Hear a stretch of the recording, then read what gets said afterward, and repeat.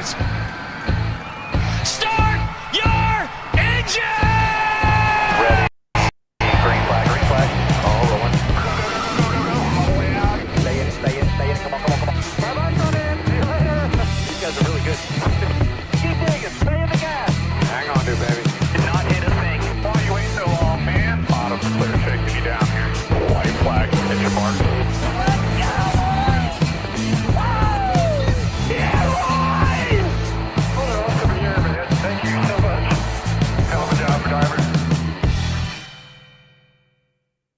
Welcome, ladies and gentlemen, to another edition of NWP here on Eric Estep. That's my name. That's also the name of this YouTube channel. Very creative. I'm your host, Eric Estep, joined, as always, by Jarrett Lundberg, also known as the Iceberg. My boy, Danny B., my roommate for the weekend, Daniel Baldwin. Great to have you here. And joining us all the way from basically the same neighborhood as our other two co-hosts is John Ramos.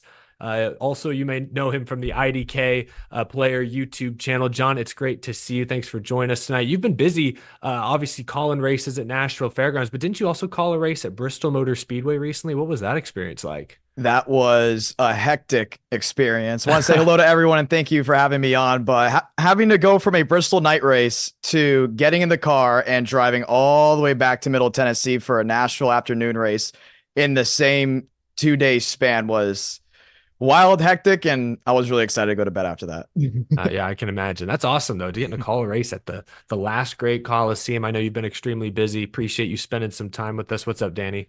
John, tell me if I'm wrong. That drive coming back, you basically got to break that up into chapters. First, there's that chapter down I-81. You get to like exit 407 where Dollywood is and Bass Pro Shops, Buc-ee's and all that. Then you go to the Knoxville chapter. Then you go to the Crossville Buc-ee's. And then finally you're back in Nashville after that. When I got to the plateau, I felt like it was never going to end. And it's an easy drive, I'm going to be honest. But once you get to Knoxville, you're like, oh, okay, I'm doing well. But once 1 a.m. rolled in and 2 a.m. was rolling, I was like, oh, man, it was kicking me apart.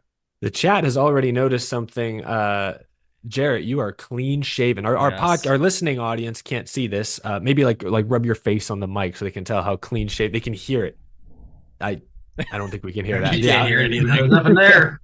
I was hoping it would have a greater effect. But yes, clean-shaven Jarrett. This is a wild and wacky show, and it's the perfect time, I think, to talk about a wild and wacky race at Texas Motor Speedway. Let's jump right in. Really appreciate all of you being here tonight. Also really appreciate the super chats. We will get to the first group of those here in roughly an hour. Chase Elliott snapped a 42 race winless streak. He's the star of the show, the man of the hour all week this week. I'll start with you on this one, Jarrett.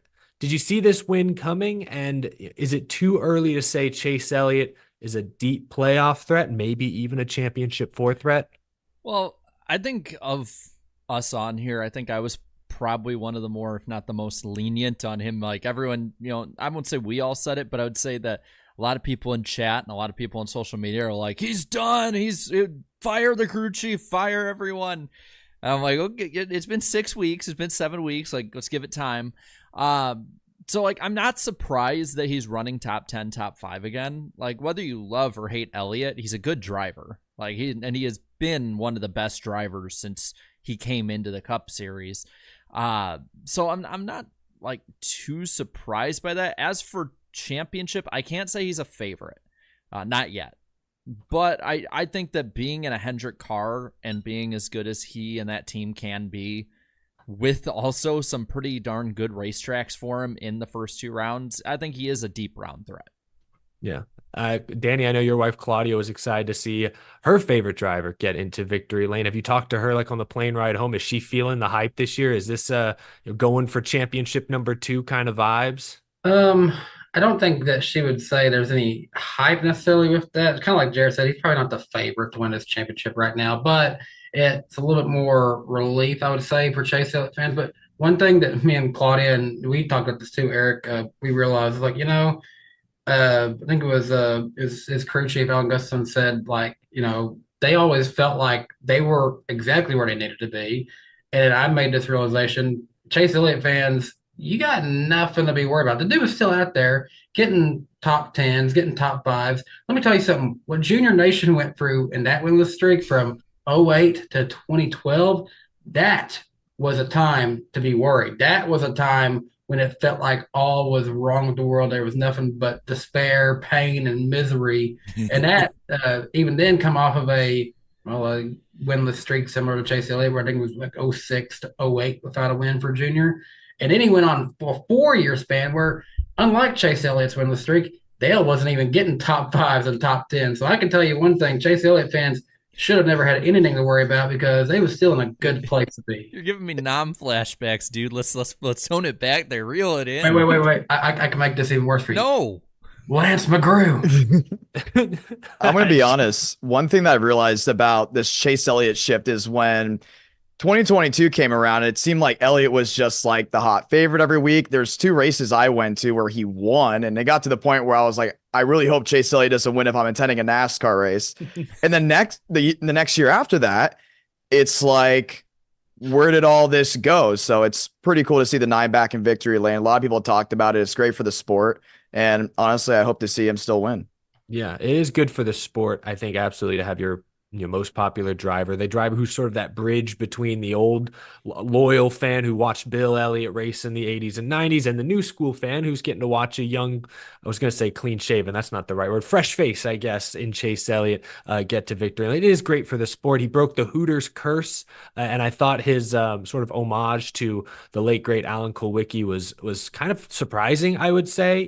Chase Elliott, I forget how old he is, 27, 28 years old, something like that. He's about the same age as I am. He's a young guy, and to see him be so aware of Hooters history in the sport, Alan Kulwicki's history, I thought that was actually a really cool sight to see. Again, he's a young driver bridging that gap between the young and old fans in a really fantastic way. But kind of to John's point, 2022, the first year of the next gen, Chase Elliott made the championship 4. I think he won 4 or 5 races that year. He was one of the favorites all season long. So 2023 was kind of a shock. He wasn't terrible. He wasn't bad even. I'd say he was good. He just didn't win. He had one of the best average finishes, at least in the races that he ran. So I don't think this win this weekend came out of nowhere. He's driving a Hendrick Motorsports car. They've won more than half the races this year. This isn't a shock, but I think he certainly was a little off of his game. So it's been encouraging. That's 3 straight top 5 finishes for Chase Elliott. I guess none of us seem to believe he is the championship favorite, but I will go down the line. Give me a percentage, like 50% chance, 75% chance. I know it's early, but we're going to do the typical, sports media overreaction kind of thing here. Good soundbite. Danny, what are the odds? What are the chances Chase Elliott gets the championship 4? I would give him a 25% chance. I feel like that's decent enough this early, especially just to getting a win back, but still low enough to set your expectations low. Fair enough. John, do you agree, disagree? I disagree. I would say 15. And mainly because if you look over the last couple of years of how the playoffs have played in, I honestly feel like the champion has been someone we have not talked about within the first 10 weeks. You look at Logano. Come on strong late. You're right. Yeah, you look at Logano, you look at Blaney, minus Larson, I would say in 21. It looks like, including in this era, we're not going to know who's truly going to be a championship threat, maybe till the round of 12. And that's really, really late, but that's just the dynamic of the system. And that's not to say, we're like you said, we're still way too early. Chase Elliott could come on and start busting out wins left and right. We don't know. Jarrett, what kind of number do you have here? 16.7. What a specific. Why would you go so specific? Now I'm confused. I think he has about a 1 in 6 chance. That's 1 in 6. So you're saying he's one of 6 possible drivers you could see? Well, more like, I think of every scenario of the playoffs playing out, I think 1 in every 6 will have Chase Elliott making the Final 4. That's how I see it. That seems a little low to me. So chat, I'm reading the chat. Jake dropped a 60%. That feels a tad high. We got a lot of 25, 26, 30%. I would go 35%. I think Chase Elliott is 5th or 6th right now of the favorites. I think you got to go Byron and Larson. I would put Denny probably top 3. I have Truex over Chase Elliott, even though he hasn't won a race and he's been off for a couple weeks. He was just so steady, so consistent. But Chase Elliott's knocking on that door. He's in that he's in the top 8. And so let's say he Yeah. gets to the round of 8. There's 2.5 mile races in that round. He just won a 1.5 mile. Hendrick Motorsports looks dominant at 1.5 miles. I think that final round could shape up very well for him going into Phoenix. So I'll give him at least a 35% shot. And that's not to discount him, because I think he is one of the higher of them. I'm not saying that because I personally, I don't see anyone being over 50% just because the system is very difficult to navigate. Fair enough. And right now, yeah, he's probably, I would put him 5th behind the 24, 5, 11, 19. But when you're looking early in the season, you also, I think, have to look at who's fast, who can have fixable problems. Reddick and the pit crew, eventually 2311 will fix it. Is it this year that they do it? Ty Gibbs has been much faster than the last few weeks have shown. He's kind of went back a little bit in a lot of people's minds. Ryan Blaney, he's somebody else who could pop up. So it's like, it's not necessarily like a diss in any way, because I would say like Hamlin, I'd put it like maybe a 1 in 5 chance, like 20% chance. Larson probably 25, so 1 in 4. I would probably at this point though put 50% on Byron, just because he is far I was gonna say he's the one exception perhaps. But even Larson has right now, playoff start today. Larson, I believe, would have. I don't know how the regular season points would be allocated. Larson might have the most playoff points, probably second to Byron. It would be Byron and Larson, and then it'd be like the field all behind them. So playoff points when it comes to September, October make a huge difference. We all know. I want to talk about some of the other drivers that either had notable finishes, notable incidents, but first and foremost, can we just talk about Texas Motor Speedway? Danny and I were there. We're wearing the Texas Motor Speedway swag. I love it. I love this. Danny's got the new school look. I actually picked up this shirt recently. This is from the inaugural fall race back when Texas had 2 dates, the 2005 Dickies 500. I was there. That was my first race. I was able to find a shirt from that event that fit. Has a little stain over here from who knows whoever owned this before me, but we'll ignore that. Texas Motor Speedway, not to spoil our accountability segment later in the show, but Jeff Gluck, his pole scored over 70% for the first time in Texas Motor Speedway history. So was this the greatest? Let's just start there. Jarrett, was this the greatest Texas Motor Speedway race since the repave? Oh, since the repave. Yes. Yeah, but that's not a high bar. Oh, okay. That's not a high bar. I'm with Jared on that one. But I was entertained during it, and I can say whether it was bad or good, I was entertained, and I can't say that about any other post reconfigured Texas. Fair enough. John, what did you think? No, I don't think it's the best. I think a lot of people are seeing this with rose-colored glasses, because if you look towards the second half of the race, you had a lot of timely cautions that spiced things up. Chase Elliott winning, which was a huge thing. Storyline-wise, Texas, yes, this was the best thing they could have had, including rolling into Talladega. Racing product-wise, maybe this is a little biasness from me growing up, towards the end of high school, still being an SHR fan. I would say Harvick 2018, his win, maybe just because I saw highlights recently. I thought it was pretty cool seeing cars go well over 200, tire wear becoming a big thing. And I believe that was also right before they started adding the resin or the PJ1 into that second groove to try to expand it. Racing wise, solid, including with what they have. I think it still could be a lot better. The big question now is, do they repave Texas? Because before, it would show that you couldn't pass. And I saw a lot of passing this Sunday. I think I saw drivers be more aggressive. Other drivers are open to more errors. That's the big thing as well with how this track is really made. Only time will really tell, but I would say 2018 fall. Let's go 2018 fall is just a little bit better from a possible biasness. Yeah, I think you're biased because I was at that. Oh, sorry. Sorry, I was just saying, I think you are biased because I was at that race and I wanted to go to sleep. Granted, I wasn't a Harvick fan at the time. Sorry, okay. Danny. I was going to say, I did see some passing, but I also, we all saw several times when someone was trying to make a pass, lost it, especially out of turns 3 and 4.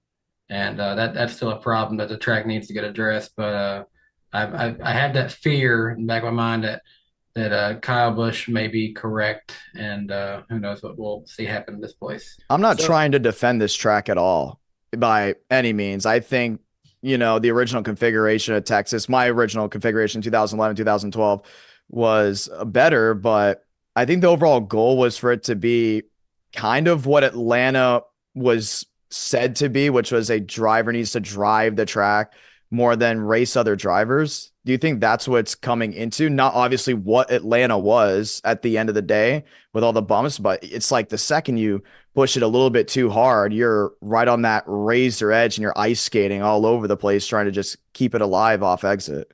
I mean, it is like Atlanta, old Atlanta, or like Darlington in that, yes, the track is so challenging, you can't lose sight of that. But unlike old Atlanta, more like Darlington, it's so narrow that it's more if you step outside of that lane and a half, maybe 2 lanes of sticky stuff, you're screwed, as we saw repeatedly. But that's the question I want to ask now is what do they do to Texas Motor Speedway next? So Because my opinion has actually changed since Sunday night, but I'll let you start us off, Jarrett. well, and that was where I was kind of go with it too. Is like we had talked about this last week, and it was like you either take a date from Atlanta and make it a super speedway, or leave it the hell alone. And I am fully at this point because I can see at least possible light at the end of the tunnel. It might just be another train coming to hit us, but I can see a light at the end of the tunnel to me that if you can just get this sticky crap off the track and let the groove widen out, that you will, I won't say be golden, but I think you'll have racing akin to, say, Las Vegas, where they can spread out the groove a bit. Might be a little more difficult to pass than, say, a Charlotte or Kansas, but there is actual hope for genuinely good racing that doesn't have to be a wreck 'em, rack 'em, stack 'em kind of race, kind of like this race was, which I'll just say, this race also was just weird. I mean, there were so many different weird things between the cautions, between tire coming off a Larson. Well, there's other stuff we'll talk about. Like, it was a very odd race, which I think made it more compelling. I gave it a 5 out of 10. That was all right. You know, it's not the greatest race I've ever seen, but at the same time, I was interested the whole time. I'd even go to like a 6 maybe. Like, I lean positive, which I can't say for any other Texas race since 2016. So my opinion's changed a bit because I went into this weekend thinking, I think they should, it's easy to spend somebody else's money, but I think they should ultimately reprofile turns 1 and 2, put it back to 24 degrees like they had before, and just let it age naturally. Don't put the sticky stuff on it, kind of like you said there, Jarrett. In a perfect world, I'd go back 5 years and I would turn Texas into the super speedway and I would have just repaved Atlanta, keeping the original or the old configuration. But that's not possible. I don't want another super speedway style track on the circuit. So my initial opinion was let's reconfigure 1 and 2 and maybe do something to grind some of those bumps out of 3 and 4. But after listening to drivers talk after the race and sleeping on it, I'm not sure I want them to touch this track. I think it would be great if they could find a way to get some of the old PJ1 resin stain off. I would love if there's a way to somehow get that off the track. But otherwise, I'm not sure they should touch it because the bumps in 3 and 4 created some, oh my gosh, moments. McDowell crashing, racing for the lead. Hamlin crashing late, racing his former rival Chase Elliott for the lead. Like, this is good, dramatic stuff. And Michael McDowell, after his crash, said, don't blame the track. We know those bumps are there. Maybe they could be lessened a little, but we know they're there. Denny Hamlin, I overheard on his radio after the race, Chris Gabehart made it sound like, yeah, the way we set the car up, we knew that was a possibility. Carson Hocevar, after the race, Danny, you might have been there when we were talking to him, said that, hey, yeah, some of the guys set their cars up a certain way where they were more prone to issues with those bumps in 3 or 4. So it made it sound like everyone knew the bumps were going to be an issue, and it just came down to how you set your car up. So in that respect, I don't want to say like Hamlin and McDowell and them got what they deserved, but they knew the risk they were taking. And I guess that's all you can ask. It was in the driver's hands, and they had to decide whether trying to push around the outside was worth the risk or not. It bit some of the stars, and that's good TV. That's good drama. So I think in my perfect world, they would get some of the PJ1 off the track and let it age more naturally. But yeah, at this point, I think that money's better spent elsewhere. I'm not sure I'd worry about repaving it, reconfiguring it. When they reconfigured Texas the first time, the goal was to create a wholly original intermediate track. I think they've accomplished that. Maybe not exactly how they meant to, but there is no track on the schedule like Texas currently. So I thought it was the best Texas race since the reconfiguration. Granted, there's probably a few slipping from my mind. I think I remember 2017, the spring race had a bunch of crashes, was kind of dramatic. Maybe it was the fall race, actually. So there was some good stuff there if you like that kind of action. Maybe it was 2018 now. I can't remember. It wasn't that Harvick win, though. I know that one for sure. That one put me to sleep. Was it the one Jimmy won in 17?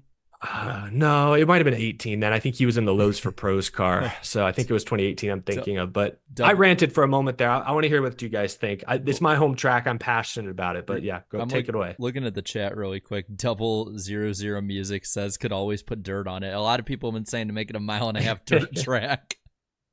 I actually have no problem making this track 1.25 miles. And I saw some rumors about that possibly circulating. When you come down to logistics, it's okay. What about that big building down in turn 2? Would that affect it?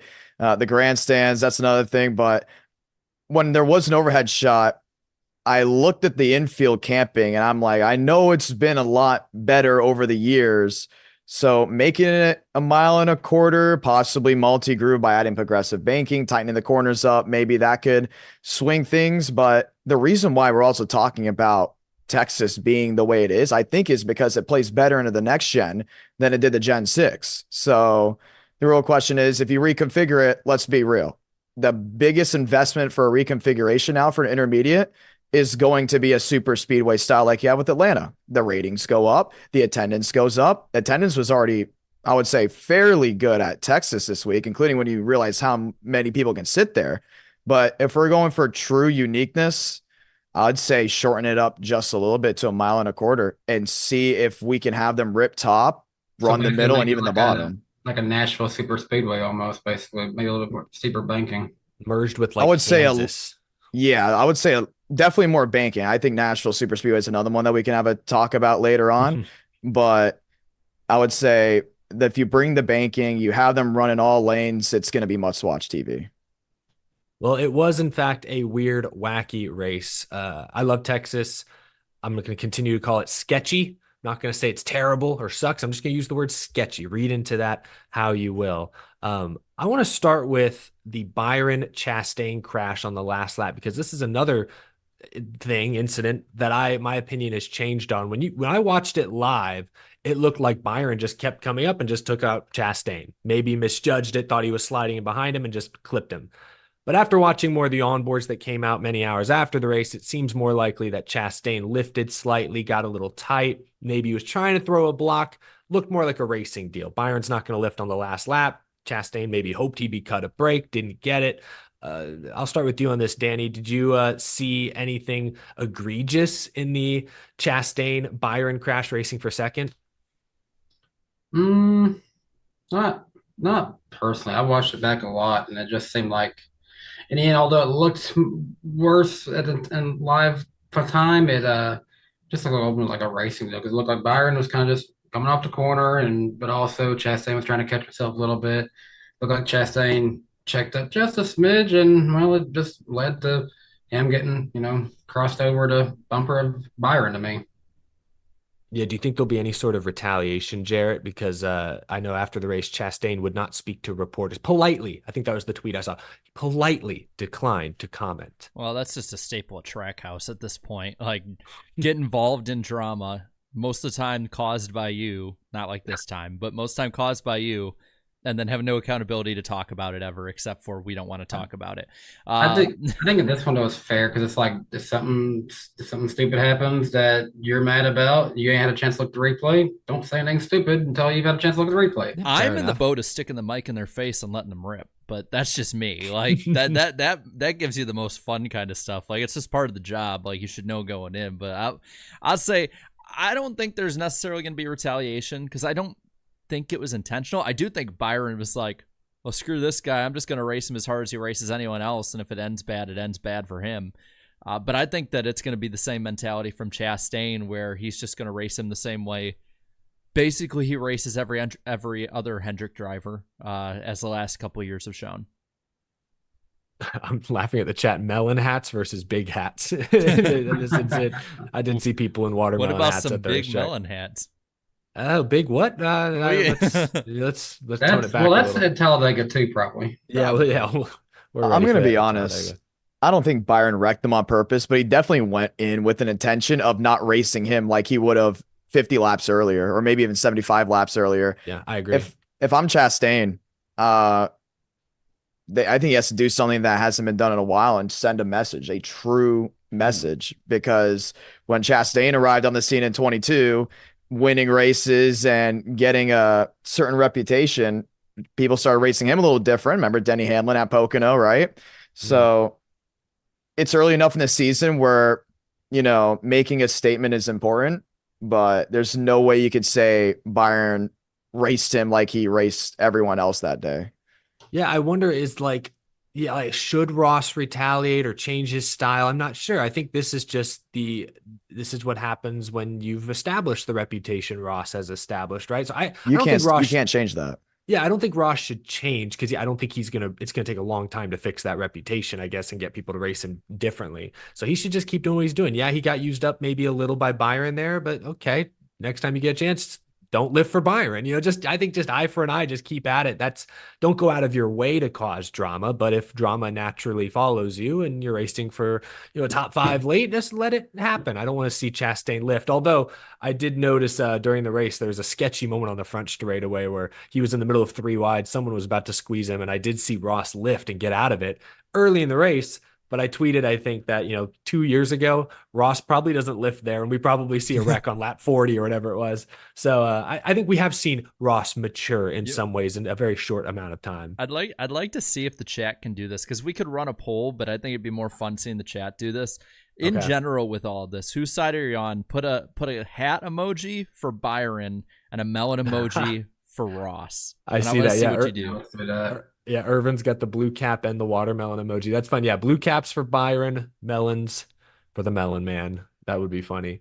And I appreciate the super chats. We will get to those here in just a short bit. I haven't plugged this yet, but we are a little past halfway to our like goal for the evening. So if you're enjoying the stream, be sure to hit that like button, because if we hit 500, we will unlock Jarrett's Mystery Driver of the Week segment. Always a good time. Love embarrassing ourselves. Usually it's just me embarrassing myself. So hopefully we hit that goal here before the end of the show. I'm seeing a lot of melons. Good number of caps as well. I think Peter Strada, though, has it right. It's a racing deal. Byron didn't lift. Chastain maybe was a little off the pace or a little tight. They just came together last lap, racing for second. It's tough. It's especially tough, though, for Ross, because he finished 32nd as a result of this. Absolutely killed his points day.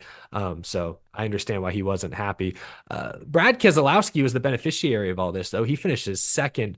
John, were you surprised with Brad Keselowski's good run, late race charge to the front?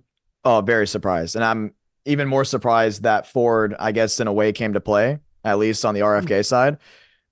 That is very shocking on the RFK situation with the 6 team. I mean, if I expected an RFK car to run up front at Texas, obviously it would be Chris Buescher, but something is brewing. I don't think that's a flash in the pan at all for them. Yeah, I was trying to look at the finishing results, which obviously got shuffled up a bit by some of those final restarts. But like Chase Briscoe ended up with a 6th. I know he got crashed by Preece, which is another incident we can talk about. I don't exactly know what led up to that, but Ryan Blaney collected, I think, the most stage points of anyone.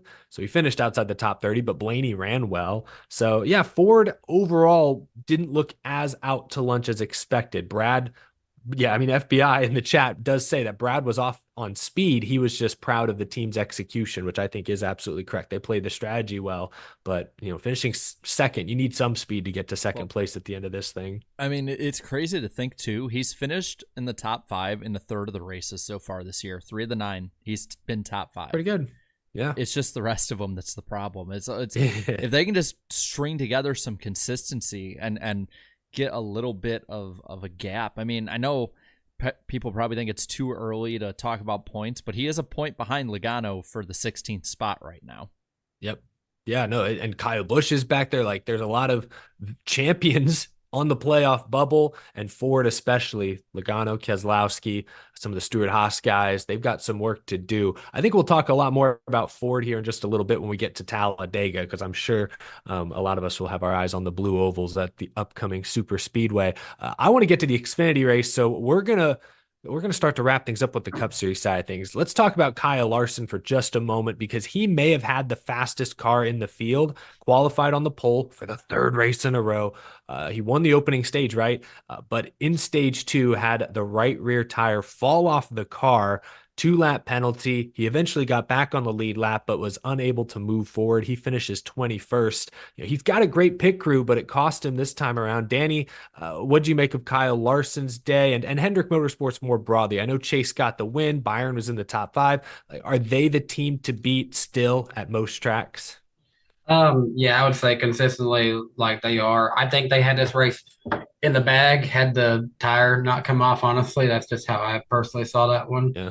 But no, I definitely see multiple wins still coming for Kyle Larson this season, but probably not this weekend. He's never good at super speedways, it feels like. Well, yeah, Larson's only got the 1 win, but he's led more laps than anybody this year. He's got more stage wins than anybody this year. He is the regular season points leader despite the mediocre finish.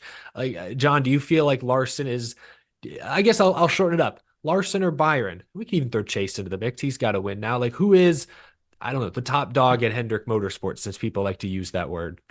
Well, overall, as in all their tenures, or just this year? Because it's just this year. It's Byron. He's executed all season. I guess that's what I'm asking. I'm asking for this year. Yeah, like. But I wouldn't sleep on Larson at all.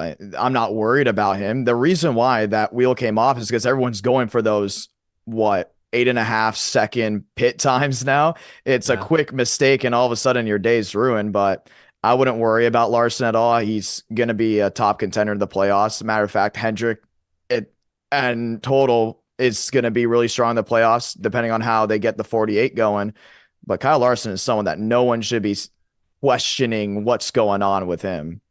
I'm going to start a poll because, Jarrett, I want to ask you the same question, I guess. Kyle Larson, is there a flaw, I guess, in his game, or is all of Hendrick Motorsports looks pretty good right now? I mean, I think Larson's biggest flaw is, again, his biggest strength, and it's his aggression and pushing to the edge. I mean, had he not had that win going into Homestead last year, he'd have some real issues after that race, crashing into the barrels. But at the moment, I have Byron 1A, Larson 1B, and a very close, like a closing second for Elliott. That's no disrespect to Bowman. I think Bowman's actually been doing relatively good this year as well. I think he's holding down a playoff spot. Yeah, 3 top 5s, 4 top 10s. He's been up there more often than not. So at the moment, I think the worst a Hendrick driver is doing is a B-level season right now, which is still, for Hendrick standards even, is really good. I mean, look back in Hendrick's tenure over the what was it now, 40 years in the NASCAR Cup Series. Yep. And they're maybe 1, maybe 2 years that all 4 cars were actually running really well. So for Hendrick standards, it is still a really good year so far. I will say this, not to make it all doom and gloom for the 4th Hendrick car of Alex Bowman. He is coming up to some good tracks. He finished second at Daytona 500. Could potentially be a threat at Talladega. He's won at Dover before. He's had very fast races and led a lot of laps at Kansas. Just hasn't got a win there yet. So there is a few races coming up. That team could have a chance to find their own way too. The chat, 60% of the chat says William Byron is top dog at Hendrick right now. 33% say Larson, 5% say Chase Elliott. I think I would agree with that. Larson maybe has more raw speed week to week, but he is not finishing. That team is not executing quite as consistently as the 24 team is at this point. Gentlemen, let's talk about television. I watched some of the broadcast from the media center. Obviously, Danny and I were at the race, so there was a lot of the broadcast we missed. Before we get to ratings, I did hear a couple different points. Jeff Gordon and Clint Boyer got a little awkward, a little chippy with each other. I don't know if it's just their banter or if there's something there. I thought, Harvick calling out Boyer for being hungover was interesting. Like, I know they love to crap on Boyer, and sometimes I think it's a little tacky. That one was a little over the top and seemed to even catch Boyer off guard. But more beyond the booth, beyond the small, issues with the booth, bigger issues were with some of the camera choices, directorial choices. They completely missed Reddick passing Denny Hamlin for the potential race win late during a cycle of green flag pit stops, brought it up like 5 laps later. Boyer had to apologize for them missing it. I don't think I've ever seen that, where the 2 fastest cars in the race pass each other on track and TV doesn't acknowledge it for 5 laps. I don't know. Jarrett, John, you guys watched more of it on TV than Danny and I did. What did you make of the broadcast? I'm gonna really get into this one real quick. Like this is one that this is now my domain, so I'm really gonna That's why we tackle brought into you it. onto the show. There has Yes. been a couple times this year, obviously, with Fox where they have missed it pretty hard. Like, let's go to Raj's win. They're watching the technical leader, but instead of watching the provisional battle for the lead or the one that would be the last judge. I think it's just the mistakes that really come with the long green flag runs. And it also could be the fact that production has changed so much than what it was back then. The missing wrecks, how many cameras are at a track this year or modern day compared to how it was before? I remember my first race I went to 2009 Homestead, I could physically see the cameras everywhere. This year, I think there's a lot less of that, obviously. My big question of concern is, are they missing the wrecks because they have other side objectives, or what's the real goal of Fox is what I'm really trying to get into. I look at also how people talk about the production and just how a race has gone on. Like people are getting on Mike Joy not speaking in the middle of the race. We praise Alan Bestwick for doing that as well way back in the day. And the reason why Bestwick did it so well is because ESPN jacked the car noise up. They jacked up the crowd noise. You both are at Texas. I'm not sure if you're in the grandstands or not, but when Hamlin wrecked, was it loud? Was it exciting? Was people clapping, cheering, screaming? Because I heard Mike Joy call it really well, Hamlin to the outside wall, but I didn't hear the crowd. And that's the big thing. I know how many people do not like Denny Hamlin. That place must have erupted. I'm glad you're bringing this up. What's the objective? I'm glad you're bringing Fox up the sound design, because I've had that issue with them for a couple of years now. Fox in particular, the ambient noise is way lower than the booth noise. I can hear Mike Joy breathing like half the time. I can hear his nose. He's up in the mic because it's just so quiet. So I'm glad you're bringing it up as well, because that's a big, just basic aesthetic thing that they've been missing for a few years now. But it's so important. That's the big thing. It's so important. Mike Joy, that's another thing I'm starting to hear about. Is he falling off? I don't really think he's fallen off. He's definitely not in the heyday of what he had. He worked really well for Daryl with years and even had Jeff in there, Mike Joy. He is playing his role, in my opinion, the same way he did back in 2015. I just think the production has changed. There's points in a broadcast where, as a broadcast, you need to zip the lip and don't talk. Let the screen tell the story.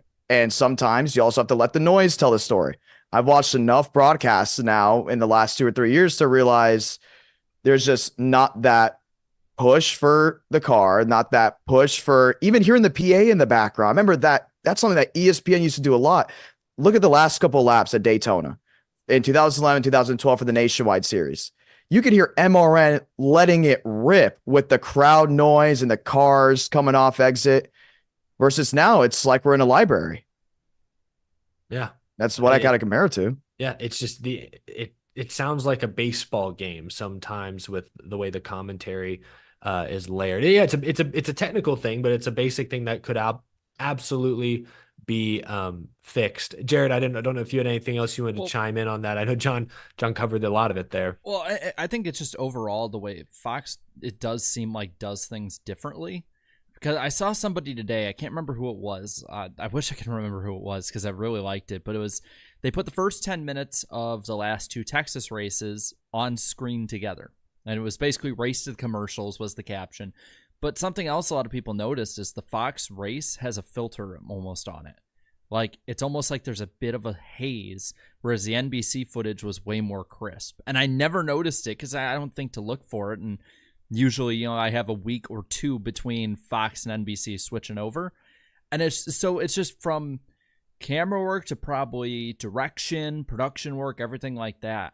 I think Fox just looks at it fundamentally different than NBC does right now. I don't know whether or not it's just those little things all adding up for us. But yeah, even when Elliott won, I barely heard the crowd over the PA. And then again, I go back to this race all the time in my examples, but go back and watch the last 2 scheduled laps of the 2005 Daytona 500. It is Jeff Gordon, Dale Jr., Tony Stewart. They're all racing each other. And yeah, I get we don't have that caliber of star anymore, but it the cheering is so loud it's shaking the camera and it's drowning everything out. It's basically sounds like the way that ESPN made their broadcast sound. And I'm not saying that like Hamlin or Elliott are to that level of stardom yet, but you have the most popular driver in the sport battling the most hated driver in the sport. This should be a made-for-TV moment. Like, the moment itself should make itself. And then Elliott winning and doing that Alan Kulwicki throwback, and it felt like that it was just another race. It felt so far away. Yeah. Yeah. No, but zoomed in, too. Let's get into that. And that's where I know I kind of shuffled away from it quickly to talk about just, the car noise. But what I mean by Fox's objective is the objective to sell the race, sell the sponsorship, or sell the experience. Sometimes there'll be a nice pass and you'll see someone in the grandstand get excited. And then the next shot will be them zoomed in on the HendrickCars.com logo.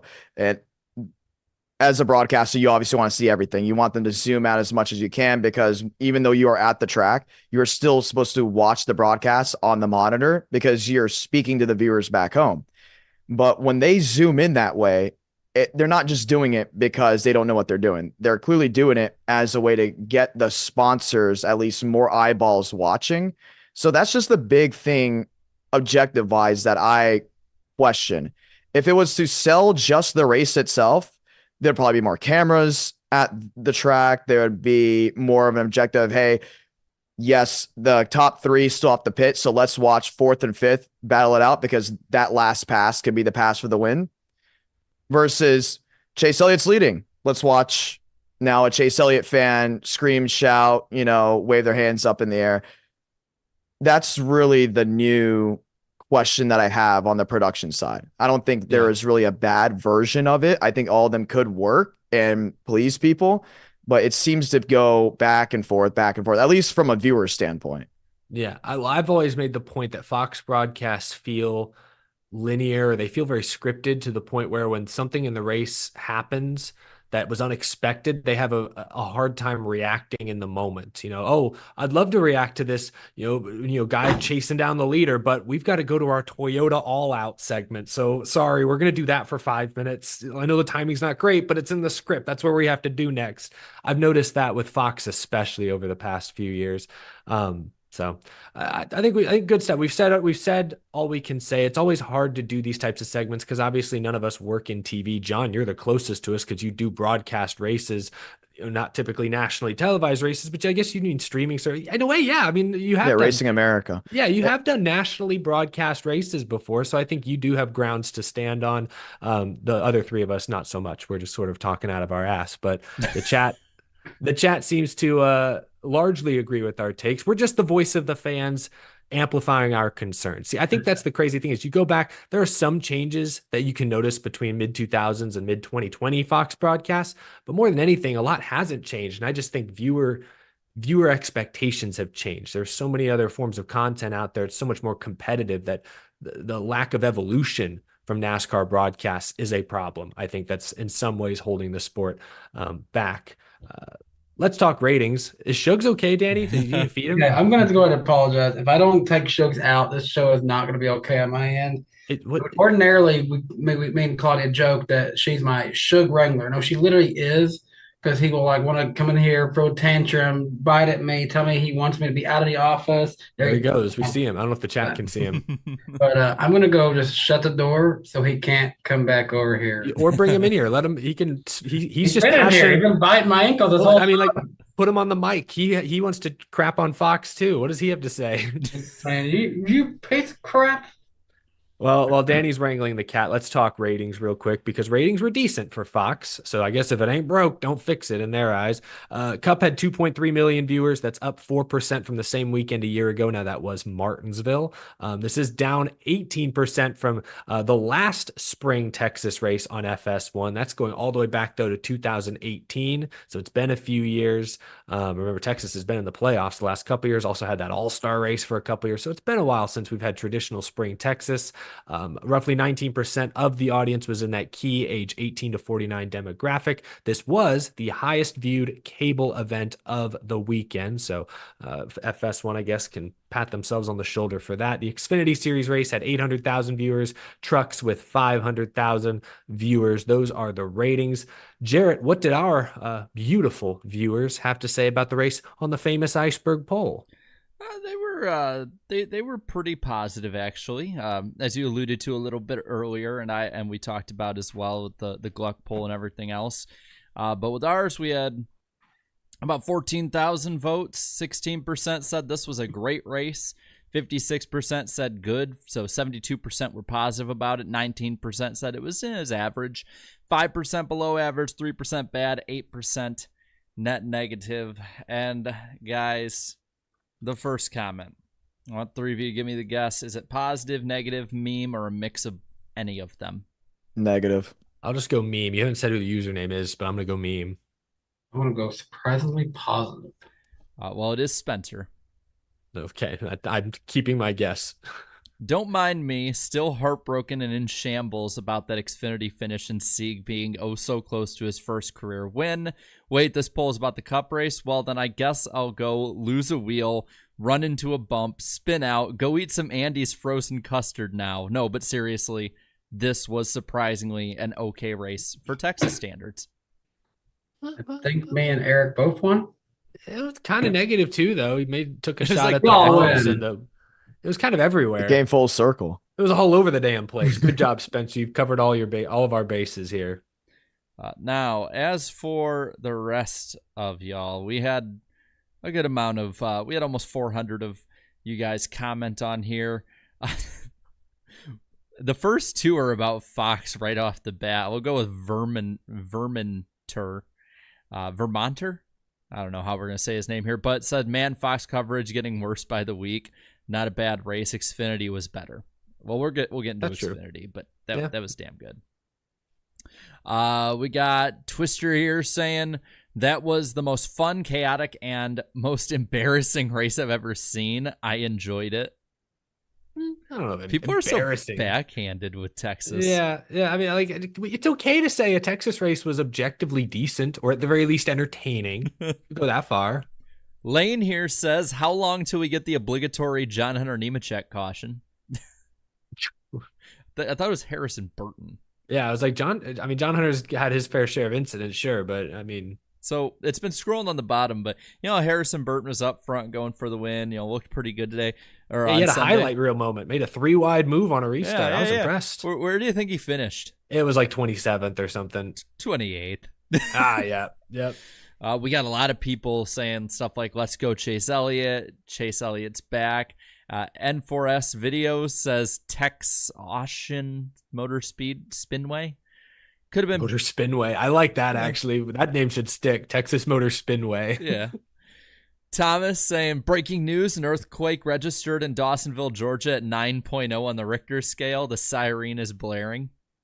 Side note on that, I saw a YouTube video someone posted of the perspective there. They just so happened to be in Dawsonville. And they said it was the kids' very first time ever going to, so they were there. Pretty cool. Go check that out. But also, hear that siren, it's like, man, that's just like a tornado siren. Imagine how bad it would be if Chase wins on a very stormy day in Georgia.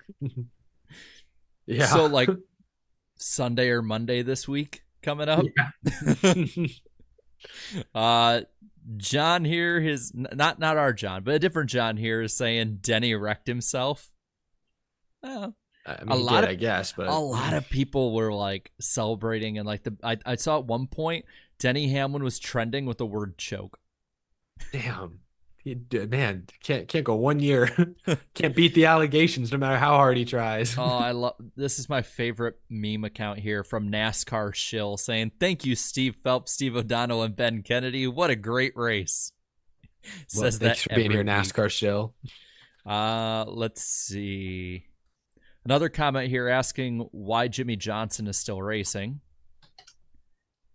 We could talk about that. I mean, obviously he can do whatever he wants. He did finish a race finally, so baby steps.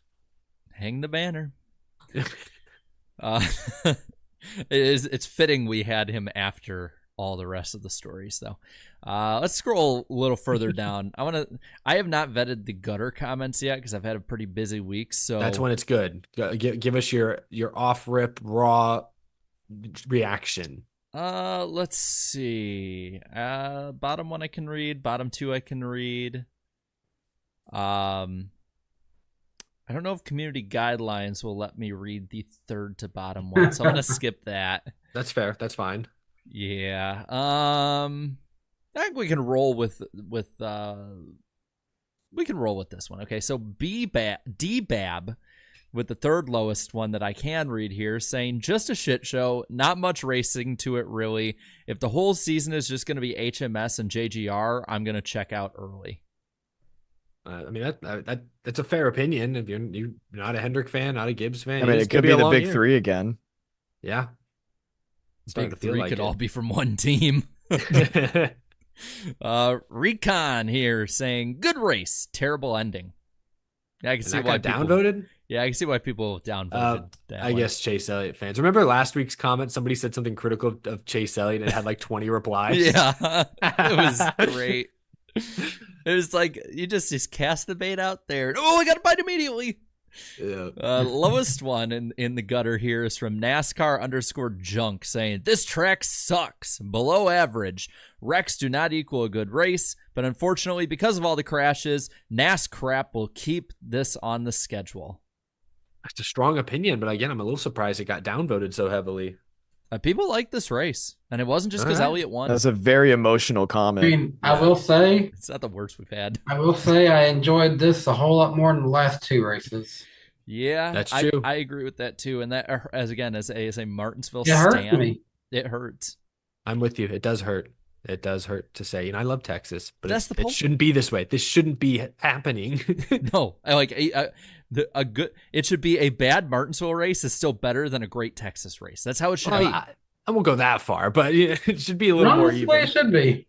Like, but that means because that means both races are really good. I guess that's true. You're right. But Glass that's the half poll. full. There we go. The famous iceberg poll. Thank you all for voting on that. Subscribe to the iceberg on YouTube so you get that poll in your feed every Sunday afternoon, evening. I guess you posted something. You've admitted to posting it before the race is actually over. I only did that once, and that was during that Texas All-Star race because I said, screw it, this race is over, so am I. That was the window that There was race. more to that night that we won't talk about. Sobriety was optional for me that night. Well, let's talk about the Xfinity Series race. There's really one storyline. It was the finish. Another fantastic Xfinity Series Texas finish with a last lap pass for the win. This one was decided by about an inch and a half. Sam Mayer, who's been off to a really rough start this year, gets the win for Junior Motorsports. That's huge, but it was over Ryan Sieg. Family-owned team. They've been at this for more than a decade. He's never won a race. That team, I believe, has won now with was it with Almirola behind the wheel? Who did they have behind the wheel a couple years ago? I forget. They've won something. I'm pretty sure that team has won. I know Ryan Sieg has not won, and he was door slamming Mayer coming out of turn 4. Danny, what was your reaction when they crossed the line and the one car was at the top of the pylon? All right. Truthfully, I will say I was at the Texas 40 Cup race, not the Xfinity race. Kind of wish I was there now, seeing how crazy that was. I was actually standing in Eric's apartment. Eric was at the race. I was standing at Eric's apartment. Menacingly. Yeah, I was kidnapping your Out of the Groove studio to take a picture. No, but seriously, I was standing in his apartment talking to my wife and Eric's fiance. And all of a sudden, I get the notification on my phone. Road race is over. Oh, who won? Oh, cool. Sam Mayer. Didn't expect him to win. Wait, what is that? 0.002? What did I miss? That was my genuine reaction when I saw what the margin of victory was. And I was like, how did this possibly happen? And how did Ryan Sieg, of all people, lose this? I was like, surely this had to have been like a restart or something. And I was shocked to see it wasn't like a last minute restart that led to this. Yeah, that's what was so crazy was Sieg shot out of a cannon those last couple of restarts. Like I thought he had fresher tires. Then I remember tires don't really matter at Texas. But the fact that he was on equal tires as most of the guys he was racing around and still drove past Gibbs, Stuart Haas, JRM equipment. I was floored, absolutely floored. But obviously, he missed the good on his good years pretty quickly, and Mayer reeled him in fast. What was your reaction, Jared? Did you see it live? Yeah, I did because I went live for like 10 minutes after it, and I was so the last 10 laps, like I threw out whoever. I don't even remember who I picked for that race. I just threw it all out the window, and I'm like, "Come on, you got it!" I'm like screaming the whole time. It got to the point my neighbors came out of their apartment and were looking through the window to make sure I was okay. Because I'm on the second floor on this end or third floor. Hey, And that's so nice. You have very nice and thoughtful neighbors. I think it was more because I was annoying the hell out of them. Because nosy neighbors. Never mind. John's been over before, and so is Danny when races are going on. I've heard the stories. Crazy. And yeah, and we're screaming and stuff, and the neighbors they're not always happy with my enthusiasm as a fan. But we know Sam, friend of the show. But I was screaming for Sieg to win, and I was so disappointed. I mean, I'm happy for Sam. Don't get me wrong. Like, it was a win-win for me on that one. But it was like, man, he actually was running top 5 because of speed. Went up there before some of those last cautions. Took the lead off speed. Was driving away. And to give him credit, Sam just raced him better. I mean, Sam just he might not have more experience in the Xfinity series, but he has more experience running up at the front, and that was pretty much the undoing for Sieg. When I saw that they were basically within 3/10 at the white, I'm like, I don't think it is happening. Like Harrison Burton before him. He turned left into 3 and 4 and got it to stick just well enough. What did you think of that finish, John? I'm going to be honest. Everyone's talking about how Ryan Sieg threw the win away. Let's be real. Sam Mayer almost threw the win away because he went to 3 and 4, and I thought he had it locked, his seal in the bottom. I've never seen anyone blow a corner that hard at Texas after taking the lead just half a second before. He almost handed it back to Sieg. The fact that it was that close is kind of alarming on a team's perspective. On a fan's perspective, heck yeah, that's amazing. It was an amazing finish, but I don't think it should have been that close. But the closing rate, the laps before, and then the run to 3 and 4, Sam Mayer could have won by a car length and a half versus an inch. Yeah, he definitely took a gamble. Yeah, I didn't have a problem with him over driving the corner slightly, sort of take some of Sieg's air away, but we know how easy it is to overstep at Texas like we saw on Sunday and wreck. That I held when I saw him go about a third of a groove higher than anyone else had really been all day, I was like, oh, what is he doing? Oh, I thought he was going to hit the wall. Yeah, you could tell he had to lift. That's what allowed Sieg to come right back to his inside, made it close, made it exciting. I was pulling for Sieg as well. Like Jarrett said, love Sam Mayer, good dude, but he's going to win a lot of races. He already has won races. I wanted to see Ryan Sieg get it. But great racing. A lot of folks are saying Sieg should have just wrecked him. It's like, I respect them for not. Yeah, nobody wants, even a guy like Ryan Sieg, maybe in the moment he's like, hell yeah, I'll take this straight to the bank. But when everyone looks back at it, nobody wants to win a race by just flat out dooring or wrecking somebody. That's not Vickers. Preferred way. Well, most people, I should say, don't want to win a race that way. I respect the hell out of Sieg and Mayer for how they raced there at the end. That's how NASCAR should be. Lost in all this, though, is Justin Allgaier losing another race after leading late, letting another one slip through his fingers. It has been brutal. Not quite as brutal as what happened at Phoenix, but still disappointing to have some really good cars and just not have the results I'm sure he would hope for. But let's talk about the truck race real quick. I finally got a prediction right. I've been struggling, basement boy, the past few weeks. Kyle Busch wins the truck race. I know I'm a genius. It was a close and competitive race, though. A lot of those young guys, once again, gave him about as much as he could handle, but Kyle Busch gets the victory. Were there any young drivers that stood out to you, Danny, in the truck race? None really came out to me. Fair enough. I liked Eckesheim and Sanchez. Like, to me, keep in mind, I was on a plane during this race, Eric. Oh, that's fair. My bad. To me, like, though it was not an easy Kyle Busch win. Like, you see the results, you're like, Kyle Busch won. What a shock! But it was actually genuinely closer than I think the results and the box score and everything would show. But I'll say this. I do think if, say, Kyle Busch were allowed to race in the Truck Series playoffs against these guys, I think these guys could maybe, with the improvement that a lot of the young drivers showed throughout the year, might be able to beat him just straight up. Yeah. I mean, we've already seen, was it Las Vegas? Was Busch in that race at Las Vegas? Yep. Mm-hmm. And he got lapped by Raja. He was beat straight up by a Spire truck. So no, guy, like the truck series field is also fairly even. Maybe not quite as even as the Cup field, but it's hard to win even if your name is Kyle Busch. John, are there any young drivers that jumped out at you Friday night? Sanchez for sure. The big question really for me isn't these young guys. It's kind of like, wow, time's catching up with Kyle Busch, right? Now, I can't be the only one that's now seeing this. It's almost like Cars 3 in a way. But every time I used to see Kyle Busch in a truck field with all the young drivers, I'd always look at who finished second and then what the time was, because Kyle Busch would usually go out there and win by a good margin. But now it's like, as you mentioned, Las Vegas, man, Raja was hanging with him, right? And for Texas, Sanchez was hanging with him. Corey Heim, all these drivers that you now know in the truck series are hanging with a NASCAR veteran. Is it because the truck field is just that good, or has Kyle Busch's prime definitely been left at the door? I mean, Kyle Busch got beat arguably one of his best tracks, Bristol, in a truck race this year. So it's hard to say. If you could argue, look at the Cup results, Kyle Busch doesn't quite have the same edge he once did. You could argue that it's no longer KBM trucks. Maybe the equipment he's driving, they all have those same Ilmor motors now in trucks. So maybe like the team advantage isn't as strong as it used to be. That being said, Busch was the only driver Friday night who I saw drive out to more than like a 1 second lead. Like at one point he had like a 2 or 3, 4 second lead. I didn't see anybody else do that all night. So yeah, he is still clearly the best driver in that series, I think, but whether it's truck, team, driver, not sure. The gap is closer than it was 10 years ago, to John's point.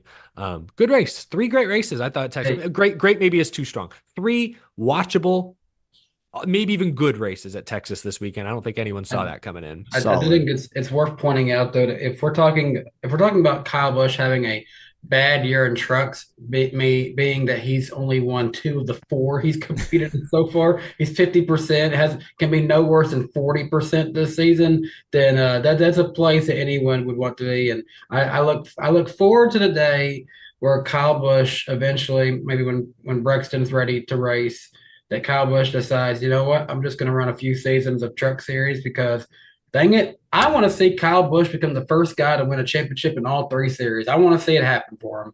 That's about the only way he could raise the bar he's already set, because yeah, you say he's 2 for 4. He was 5 for 5 not that long ago. So he's sort of set an impossible benchmark. Winning a truck championship and setting that record would probably be pretty darn cool. At least to look back on. Maybe in the moment it'd get a little boring, but Kyle Busch wins the truck race. Fun weekend at Texas. We are 1 hour into the show, gentlemen. We're also less than 100 likes away from hitting our 500 like goal. So leave a like on the stream if you guys are enjoying it so far. We've reached our first super chat stage break. Really appreciate the support tonight. I'll get things started here for the next few minutes. NASCARson sent a chat before the show. Hey, NWP guys, Texas trucks rowdy again. Xfinity, it was a breathtaking finish. Cup crash filled with a driver ending his winless streak. Great summary. Basically summed up the first 60 minutes of our show. Really appreciate that, NASCARson. Way more efficient than we were. Napa Racing fan says, congrats, Eric, for getting mentioned by Denny on last week's show for saving short tracks. Feels like your show is becoming mainstream inside the groove. Shoot, we might need a rebrand.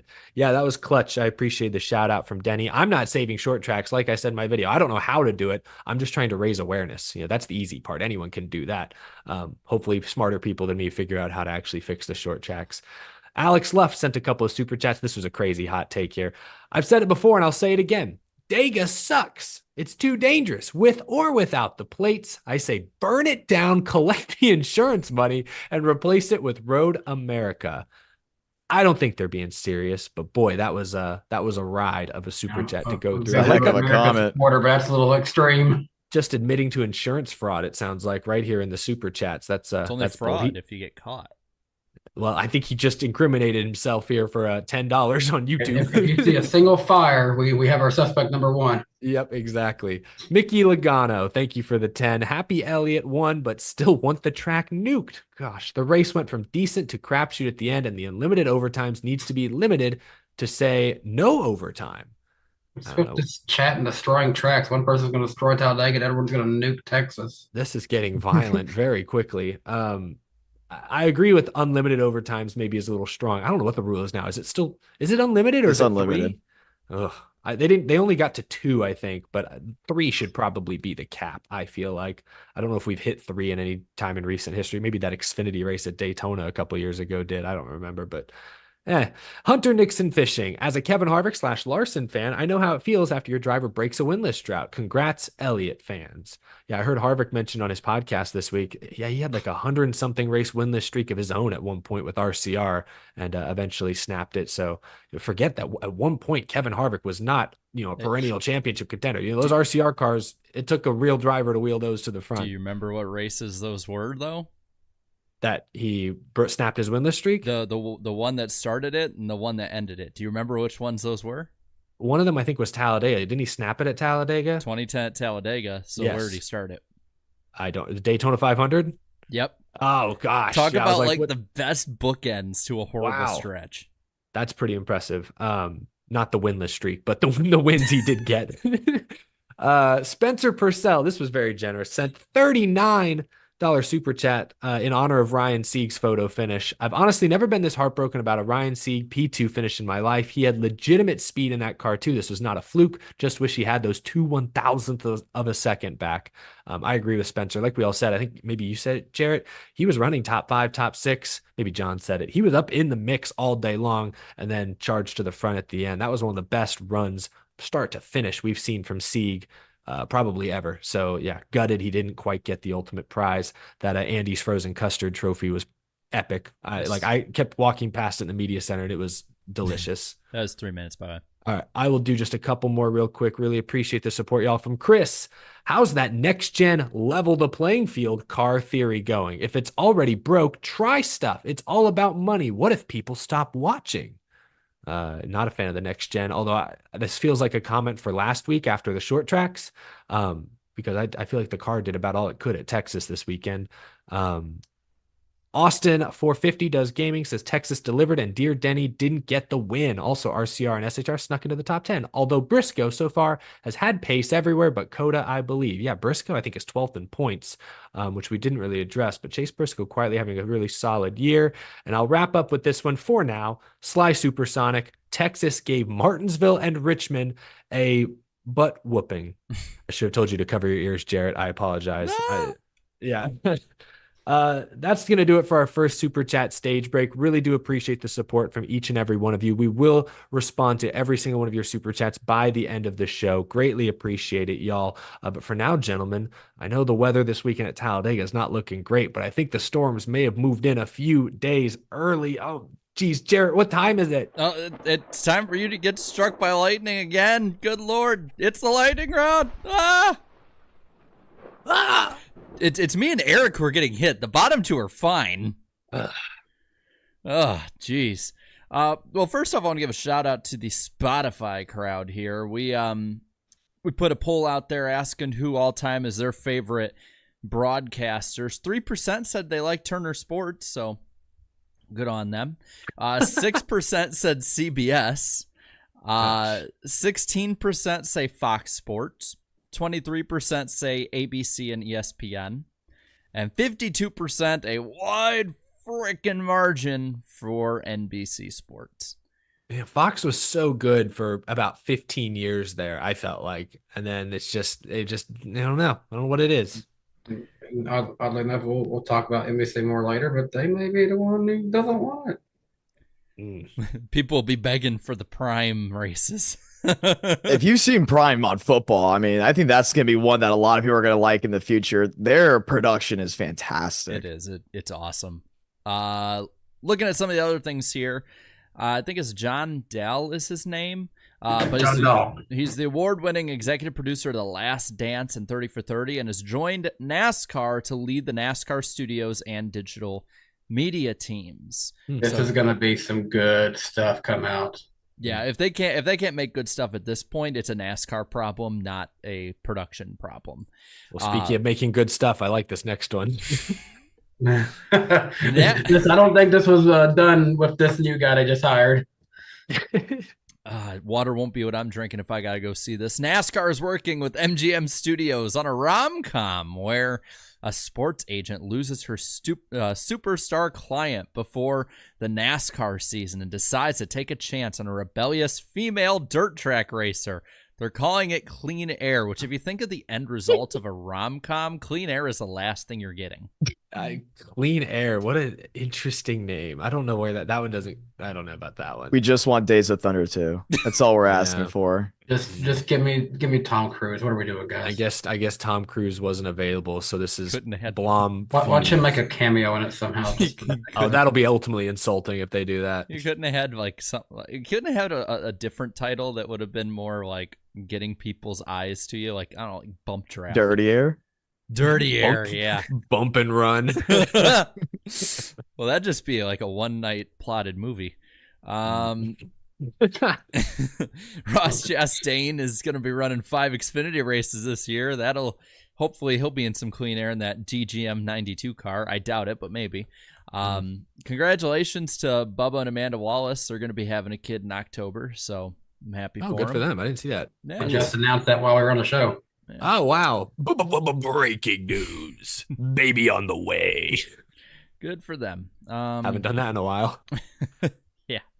NASCAR has notified the teams that they're not going to be doing any more aero changes for the short tracks. They're going to instead try for tire changes, but not horsepower, according to Matt Weaver.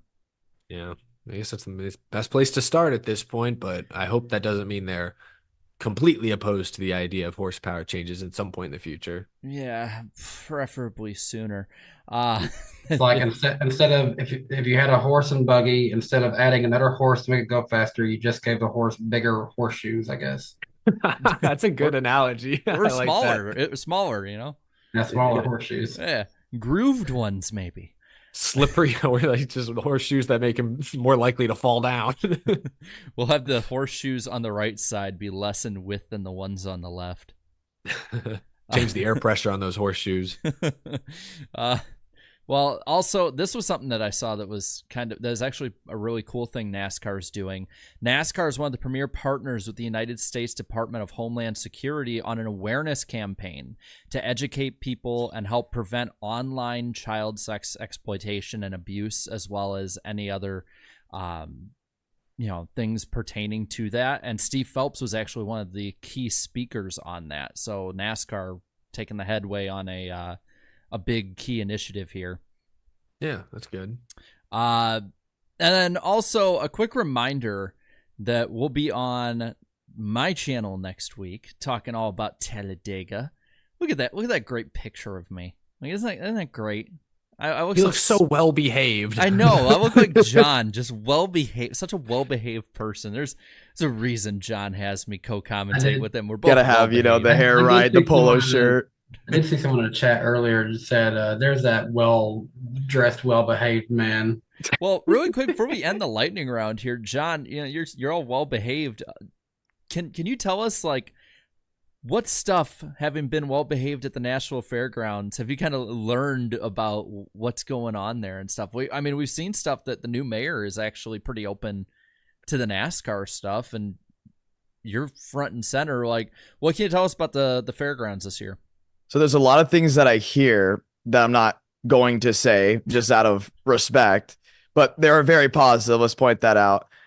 There are plans clearly that are going on behind the scenes. The great thing about the track is it's in an area right now where you're not always thinking, is this the last season? Is there going to be a next season? When I went to the Hall of Fame banquet, I was shocked to see how many people were there from SMI. There was a lot of National Super Speedway stuff, Bristol stuff. SMI, it looks like it's still very heavily involved in looking forward into adding the track way down the line as an investment, or maybe not even that way down the line, maybe even closer, because even last year we saw new renders. There was a photo that I saw that they wanted to expand the grandstands to turn 1. There's a lot of things going on. There's not as much as a push as we used to see. It's going to be really now about when's that first domino going to fall, because once that first domino falls, everything's going to be in position. This doesn't mean the fairgrounds is going to get a cup date or a truck date in the next 2 years, honestly, I wouldn't start considering that until SMI or whoever wants to do it starts adding soft walls, catch fencing around the entire track. But opening day, they repainted a lot of things. A lot of stuff looks really cool. Jarrett, you saw them constructing a apartment complex right behind the track. That is not a joke. It is maybe about 10 yards. Now I would say a little bit more, maybe like 30 from one side to the other. Not even. It's You wouldn't even say so either? Maybe you could barely fit a 2-lane road between the track and the apartment. That's about right. But it looks good. And from what we're hearing, that it's keeping part of the noise out of the other neighborhoods. So a lot of cool things are going on. It's really just going to be about support. When NASCAR night comes for Nashville Super Speedway Week, if the grandstands look full, if the right drivers show up, it's going to be just another excuse for SMI to say, hey, this is why this will work. If a pro race, which very much could, can see 8, 10 to 12,000 by, and this isn't confirmed, let's say having Ross Chastain show up, Carson Hocevar, Chase Elliott, you saw SRX, how the whole place can just fill in by having just an Elliott in the field. Good things will definitely happen, but there's clearly a push to continue to renovate, continue to bring NASCAR in, because how many times have you guys been to a NASCAR race where it at least was out in the middle of nowhere? I would go to Homestead. They had to call it Homestead, Miami, because it's like straddling the border, of the Miami for side. branding purposes. Yeah. And you realize, well, we're not really in Miami. I can see the skyline out there. Las Vegas Motor Speedway really isn't in Las Vegas. The track is 12 blocks from Broadway. I have to go home. I have to go through the city to get to the track early in the morning. I have to go through the city. There's been multiple times where I've been parked at a red light at 9 o'clock in the morning, and there's these buses full of these bachelorette parties of people still drinking that were up all night. If you want a city track, it's there. And that is the big, I think, push right now by everyone, because it's cool. It's right there. Would love that. Yeah, absolutely. That's exciting to hear. Having been to Nashville Fairground Speedway, I think only once. I think I just came for that SRX race, and that was a while ago now, but it was awesome. I could see the appeal, the history, the proximity to Nashville, a growing, exciting, young city. Very much looking forward to the future of Nashville Fairgrounds. So that's exciting to hear. Appreciate you sharing some of that insight with us, John. That'll do it, right, Jared, for the lightning round. So we are moving on. We are moving on to the headlines this week, of which there are a couple. We'll start with this one, which was kind of a late addition to the show itinerary here. But according to Sports Business Journal, there is a continued disagreement on the next charter deal. Steve O'Donnell, NASCAR's chief operating officer, said, we're very close to reaching an agreement with the teams. Adam Stern from Sports Business Journal then reported that several on the team side disagreed with Steve O'Donnell's statement. And it tied back into something I heard Jimmy Johnson say at Texas this weekend. He's obviously co-owner of Legacy Motor Club. He made it sound like these negotiations could continue for much longer. I think maybe it was Brad Keselowski, I saw a quote as well, said that, really the only hard deadline is next February, before the Daytona 500 or the Clash. So O'Donnell sounds like they're close. Everyone else says no. We are still weeks, if not months, away. So I guess my question, and I'll start with you on this one, Jarrett. At this point, which side do you think has the most leverage, NASCAR or the race teams? I'm going to say the race teams, because if they don't show up, there is no racing. And they have the star drivers and all of that. But to me, there's been different variations of what feels like a same or similar story. And I guess a mature way to put it is like a kid constantly going to his mom and dad and being like, ask your mother, ask your father. The other way I could look at it, and this is how I see it right now, is nuh-uh, uh-huh, nuh-uh, uh-huh, back and forth, just the same thing. Like, no, he didn't say that. Yes, he did. Like, it's just, it's he said, she said kind of stuff right now. But the fact that they're putting it more in the media makes me think that they're actually closer, just because they need to gain that little bit more leverage and they need to say this or that. It feels like, at least what the teams are putting out there, because I do think they have the leverage, they don't know how to use the leverage, because half the time I hear someone going, yeah, we're doing really, really good right now. I like the direction NASCAR is going. And then you hear someone like Denny Hamlin be like, there's going to be no racing in 25. It's over. No, they're not even close. We might not have racing the rest of the decade. Like, I'm exaggerating, obviously, but it's like, there's not a unified message being put out by the teams, or NASCAR's like, yeah, we just want to get it done somehow. That's how it feels. Well, that's how it feels. The teams are doing most of the talking. Like O'Donnell, it sounds like, was asked point blank about it, and he did go into more detail than just, oh, we're close. But he avoided getting into specifics like, hey, well, we're trying to work out this deal with the tracks, or this is the percentages we're looking at. He avoided a lot of the details, whereas, like you're saying, Denny Hamlin and many others on the team side have been a little more willing to publicly address some of the details. Not in every case, but in some cases. I think if I were to weigh the leverage, I would give NASCAR 55%, the teams 45%, because ultimately they do need each other. But I would say NASCAR, with their 76 years of history, that brand recognition. I mean, we saw how hard it was for the SRX to stay afloat for even just 3 years as a startup racing series with star power like Tony Stewart and Bill Elliott behind it. So the teams need NASCAR. NASCAR obviously needs the teams. It sounds like the sticking point at this point is, will the charter system become permanent or not? Teams say yes. Jim France says not so fast. And that's the fact that there's been seemingly no progress or even open discussion between the two on that topic is concerning. So I don't know what's going to happen over the next few months. What do you think, Danny? Yeah, I'm leaning towards more NASCAR having the upper hand on this, and mainly because I think history tells us a lot about this.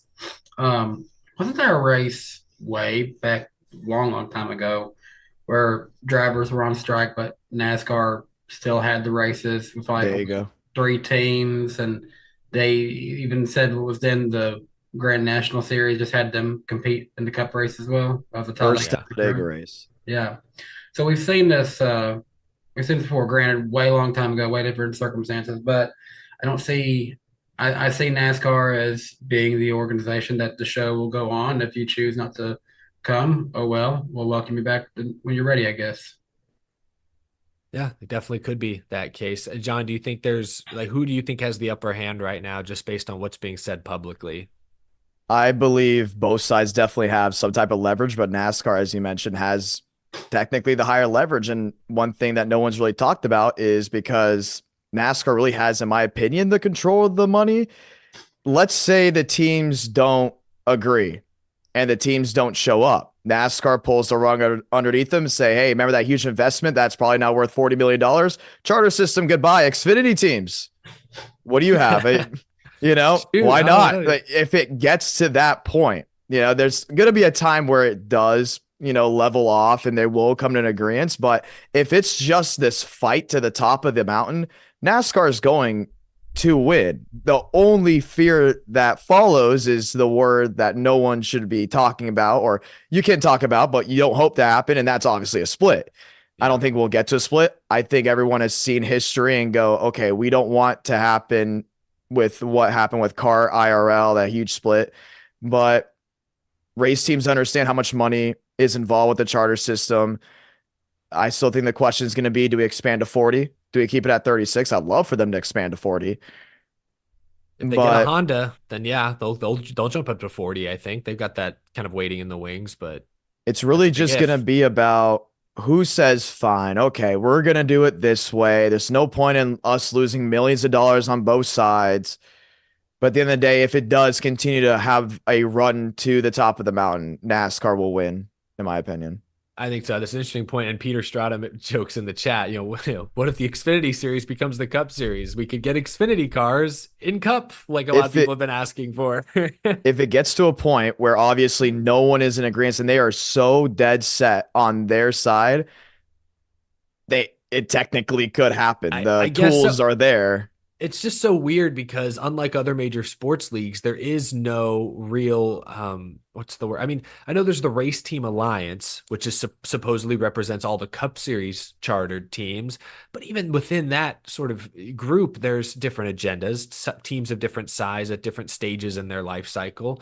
But like, especially when you get to Xfinity and trucks, it's all independent contractors working with completely different budgets, completely different operations.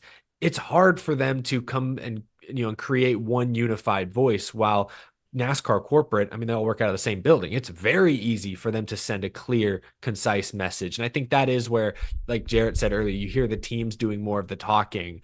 It's because there's a lot more opinions out there on the team side than there are NASCAR side. NASCAR, You really can't everything's create a union of drivers or anything. yeah. I mean, that's not exactly what the race team alliance is, but that's like in a way it kind of is. I mean, it is that. I mean, yeah, It's closest thing to it.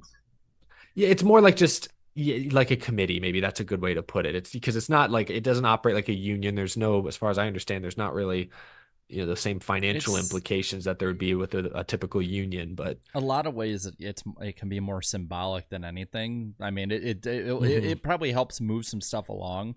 My thing is just neither have the overall leverage in the sense that both would die without the other. Yeah, that's why I said 55-45. They need each other, or it's going to be bad times for a long time. It's just like, I'd love to do, I know we joked about like an Xfinity kind of thing, but it's like, how many of those cars are bought from the Cup teams? Like a Joe Gibbs Racing, they have a bunch of cars down there. Stewart Haas Racing, and Stewart Haas Racing funds AM Racing, and it's such a different world at this point that if they really didn't want to come and race, like the teams could shut NASCAR down. At the same time, if NASCAR doesn't want to do this stuff, the teams have really no monetary leverage other than, well, we had an agreement. Yeah, the agreement ran out. Like that, there's no, like they're basically, they have to have some sort of either long-term or permanent thing put in place, or there's no race. Mark in the chat says legend cars become the new Cup car and Keelan Harvick is champion. Yeah, I mean, we know a few legends racers, right, John? Yeah. The youngest Cup Series champion ever. Raced against Keelan. Yeah. We are closing in on our 500 like goal. I just see folks in the chat continuing to push us towards that mark. That's awesome. We are getting close. Real quick, before we potentially get to that segment, let's talk about the CW. This was some breaking news last week after our show. But the CW is actually joining the NASCAR ranks a year early. They will broadcast the final 8 Xfinity Series races this season. NBC will still produce the broadcast. It'll be Rick Allen, Steve Letarte, Jeff Burton in the booth, but the races will be on the CW. That's over-the-air television. If you have an antenna, make sure they're pointed the right direction. You can get the CW. It's not cable. It's not streaming. It is traditional broadcast television. So that part of it's exciting, but it's interesting for NBC to sell off part of their NASCAR portfolio a year early. I'm sure to make some room for Big Ten college football. That's probably part of it. NBC won't be broadcasting any Xfinity Series races after this season, so why not get a head start? CW, this will be great because it'll establish a new network for the Xfinity Series. Hopefully you'll start to train viewers, get them in the habit before the 2025 season. But I'll let you guys do the talking. I guess for the CW, it's pretty obvious while they're doing this, but Jarrett, what does this say about NBC? Because they've made some interesting moves over the past couple of months. Yeah, I mean, so they've basically lost these last 8 Xfinity races, whichever way you want to put it. Dale Jr.'s gone, which that's a huge deal in and of its own right. Rick Allen out of the booth. Now, granted, you get Lee Diffie, so that's not too bad a trade-off there. We will have Rick Allen in the booth for the CW with Letarte and Burton and NBC producing it. But, I mean, to me, it's saying they're just kind of consolidating what they want. It's very 2005, 2006 NBC Sports to me, where when they gave up NASCAR that first time, numbers-wise, it made no sense at all. Why would you give up a series that routinely has 10 million viewers a week? And even, while the ratings haven't in any way been that high nowadays, they have been really consistent for them. And you're giving up, all the Xfinity races from this point forward, starting even the Xfinity races this year. Yeah, we're going to have only, I believe, 14 Cup races next year. That's all they're having. NASCAR wise, to me, what it's saying is like they're just putting their eggs in any big basket they have sports wise. They're not worried about tier 2 series to them. They have their big money makers, and that's what they're going to have. The rest be damned. Which guess I that's remember a time when, it was kind of like that when the Truck Series, now it's on FS1, which is kind of the same thing, but Truck Series was always on the Speed Network. That was kind of, while we love the Speed Network, that was not a main known cable network either to a lot of people in America. Then there was the Bush Series, Nationwide Series on ESPN, but oftentimes what they'd have it on ESPN2, I think, And ESPN usually. News. So it wouldn't even be the main ESPNs either. So it'd be just, exclusive homes for those. And then the big networks got the, big race. And we're, in a way, kind of circling back to that. Gary Buki brings up a good point in the chat. John, it'd be interesting to hear what you think of Rick Allen being replaced with Lee Diffie in the Cup booth for the second half of NBC's races. What I'm sure you've heard both of them obviously cover races. What's your kind of take on that decision?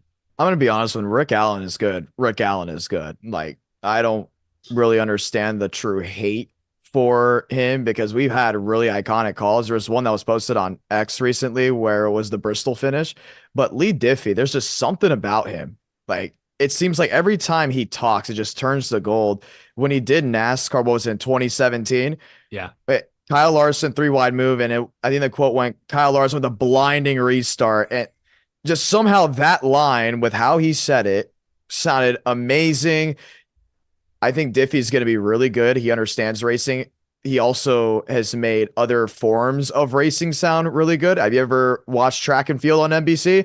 It accidentally came on my TV. And guess who was commentating it? Lee Diffie. And guess what he did? He made it sound like it was the Indy 500. That's not a joke. I think Lee Diffie is going to be really good for NASCAR.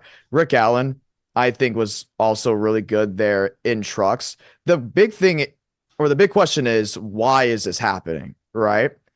And we could say, oh, it's because NBC wants it this way and NBC probably wants it that way. You also have to look at the fact that it could be a production change. Producers are always coming in and out, and sometimes they stick with one sport. Sometimes they go to baseball, football. Contracts are always changing, ending, being renewed. It could be a production change where a producer's probably coming over from IndyCar to NASCAR. I'm kind of just, I would say in a way, stirring the pot of the uncertainty. But that's why let's point this out. You ever watch a race where Junior will go, oh, car in the wall. And you're like, who is it? And then the camera will go over. Some producers don't like that. And I understand that because it's happened to me. One time I called a race in person where I was like, oh, trouble 1 and 2. And I was pulled aside saying, hey, don't do that till it comes on camera. And guess what? Bristol happened. There was a wreck in front of me. I waited. Boom. Comes on the camera on the monitor. And then you react to it. So it could be minor things where a producer is like, I like this guy a little bit better in this position because of his insight. This person's probably a little bit better of a leader. I like how he carries the broadcast that I am performing behind the scenes. It's not really, I would say, as an NBC not liking Rick Allen. It's probably just the tinkering of the batting order, right? If for the baseball fans out there, should we have him third or batting cleanup? In a way. Yeah. Or it's like in football, you bring in a new head coach and he brings his own coordinators with him. Exactly. So you bring in an NBC or an IndyCar producer and they're like, I want to bring my IndyCar play-by-play guy. He's really good. I don't want to say this to the producers who say to only react what's on screen. I don't like that because I hated the Daytona 500 a couple years ago when no one knew that there was a car that literally flipped on the back stretch and we didn't find out until finally it was shown on the screen. At least act like you're at the freaking race. Come on. So that's interesting. And I think Jared and I have talked about this behind the scenes. We're clearly going into an era where production is most likely going to be done in a studio. But even when you're at a track, if you call a wreck in 3 and 4, but they're showing the leaders and you're going really into detail about it, the viewers don't know what's going on. And it makes the production look silly how the person that's on top leading a broadcast is ahead of the game technically. I think the happy medium is what Bestwick used to do. Oh, trouble, turn 4. Wait, you hear the car noise, and then all of a sudden, Eric McClure or Johnny Benson, or, just someone goes around, and then you explain what's happened. It really just comes down to a production, because at the end of the day, when you're a broadcaster, you're not the broadcast. You're part of an entire team. Fair. So. And to your point on that, John, if you say trouble, turn 2, that at least gives a cue to the directing team, okay, go to this camera then if that's the Right. case. Don't just sit there and watch Austin Dillon make some laps around the inside while someone's up in the wall on fire or something. We just love the way MRN does it, let's be honest, because Yeah. when there's a wreck, they let the whole world know what's happening in that moment, but that is the radio style versus a broadcast production style. I think I figured this out listening to race a couple of weeks ago that I'm pretty certain Dave Moody has a button that he can press and come in and interrupt their feed so that it's not people talking over each other. It will literally mute everyone else. And I when I heard that, because like there was, I think it was Bobby Labonte was midway through talking about milkshakes, and when Dave come on, everybody shut up. There was nothing heard. You just heard David trouble turn 4, whatever. But it's cool. But that's the thing. Like, it is really cool. It's everything's nice and calm, and boom, like what just happened. But the big thing is for the ones watching, it really just comes down to what's going on behind the scenes. We don't know that if that is the case with NBC. It could be, it could not be, but I wouldn't be shocked if there's more things going on that's outside of what is truly news right now. Yeah, I would love to know, and maybe it's public somewhere. I can dig around and find it in an article. Maybe it isn't been confirmed yet, but I'd love to know if NBC is making some leadership changes, NBC Sports, I should say specifically, because that would explain a lot. It would also partially explain Dale Jr.'s comments when he voiced his frustration with how in the past some producers have told him to react to what's on the screen only. Let me just paint a hypothetical picture here. An NBC executive hears that podcast, goes to, I don't know, Dave, the NBC producer, and says, "Did you tell Dale Jr. not to look at the screen?" "I don't know." "You're gone. You're fired. Dale Jr. didn't sign a contract with us. He's off at Amazon because of you. It's on you. Let's bring IndyCar guy in here with Lee Diffie." I'm just painting a hypothetical picture, but now you got me really curious, John, because it makes sense. I want to know if it's true. I want to know if it's actually true. Going back to the Dave Moody button, I saw, I didn't see where it went in the chat, but I just see literally a "everyone shut up and let me talk" button. If anyone's earned that button, it's Dave Moody, radio legend. But yeah, that's interesting stuff there. Some good theories. I would really be curious to know what's going on behind the scenes at NBC. And I know a lot of IndyCar fans would want to know as well. Not to interrupt here too much. I did see, looks like we hit the 500 like mark, and also Woo! I'm going to go get some allergy medicine because I mowed the grass and I've got a little bit of Shug's allergies bothering me. And if I don't take some allergy medicine, I'm just going to be worse this entire show. So I'm going to go take care of yourself. You've been shugged. So go get it. I'm spamming party emojis in the chat on the little side ticker thing that I don't know if anyone else can see, honestly. Party, we got 500. Thank you all so much, chat, for hitting our like goal. I think we'll do the mystery driver segment once Danny gets back. So in the meantime, let's do the prediction / accountability segment. How's that sound, Jarrett? Yeah, I think we can do that. Let's get on into it. Well, first off, when it comes to prediction segment, here's what we got. Just to roll it out here for new viewers, as well as for John here. Each host and guest will make up to 3 NASCAR, motorsports, or show-related predictions. We'll keep track of these each week. I need to keep track better of the guest ones, I will fully admit. And see each week the right and wrong predictions that we have, because we are the only show in NASCAR dumb enough to do that. We'll keep the predictions concise within 2 to 3 years of this moment is when the prediction should happen. If we go a little further out or there's some ambiguity with it, so be it. But as long as we can kind of in some way keep it quantifiable to a right or wrong answer. All right. I like it. I will take accountability first. I went 1 for 2 this weekend. I said Texas would have 55% or higher net positivity on my poll, and it did. Much higher, actually. I did say also Ross Chastain would not lead a lap at Texas, and he led several. Several. Yeah, he led a good amount. Eric, you said Texas would score 70% yes or higher in the Jeff Gluck poll. It scored around 71. I nailed it. That's new record for Texas. Yeah. So that was your only prediction coming off the board, and it was correct. Danny, I can't actually see on this end. So Danny's back, so he can hear that he got 2 correct this week. First off, he had also said that Texas Motor Speedway would have a higher net positivity on my poll than the spring Martinsville race. It more than doubled it. And he said before the season, at least 3 of the 4 Hendrick drivers would have wins by July 31st of this year. Good job, Danny. Wow. There you go. Now that moves Danny up the board. I'm still first with 50% correct on the predictions. Danny has gotten a 3rd correct now at 33.33%. And Eric is the basement boy at the moment, but not by much, 31.82% correct. Brutal. And I've got some good ones for this week, so I'm excited to get started. Same.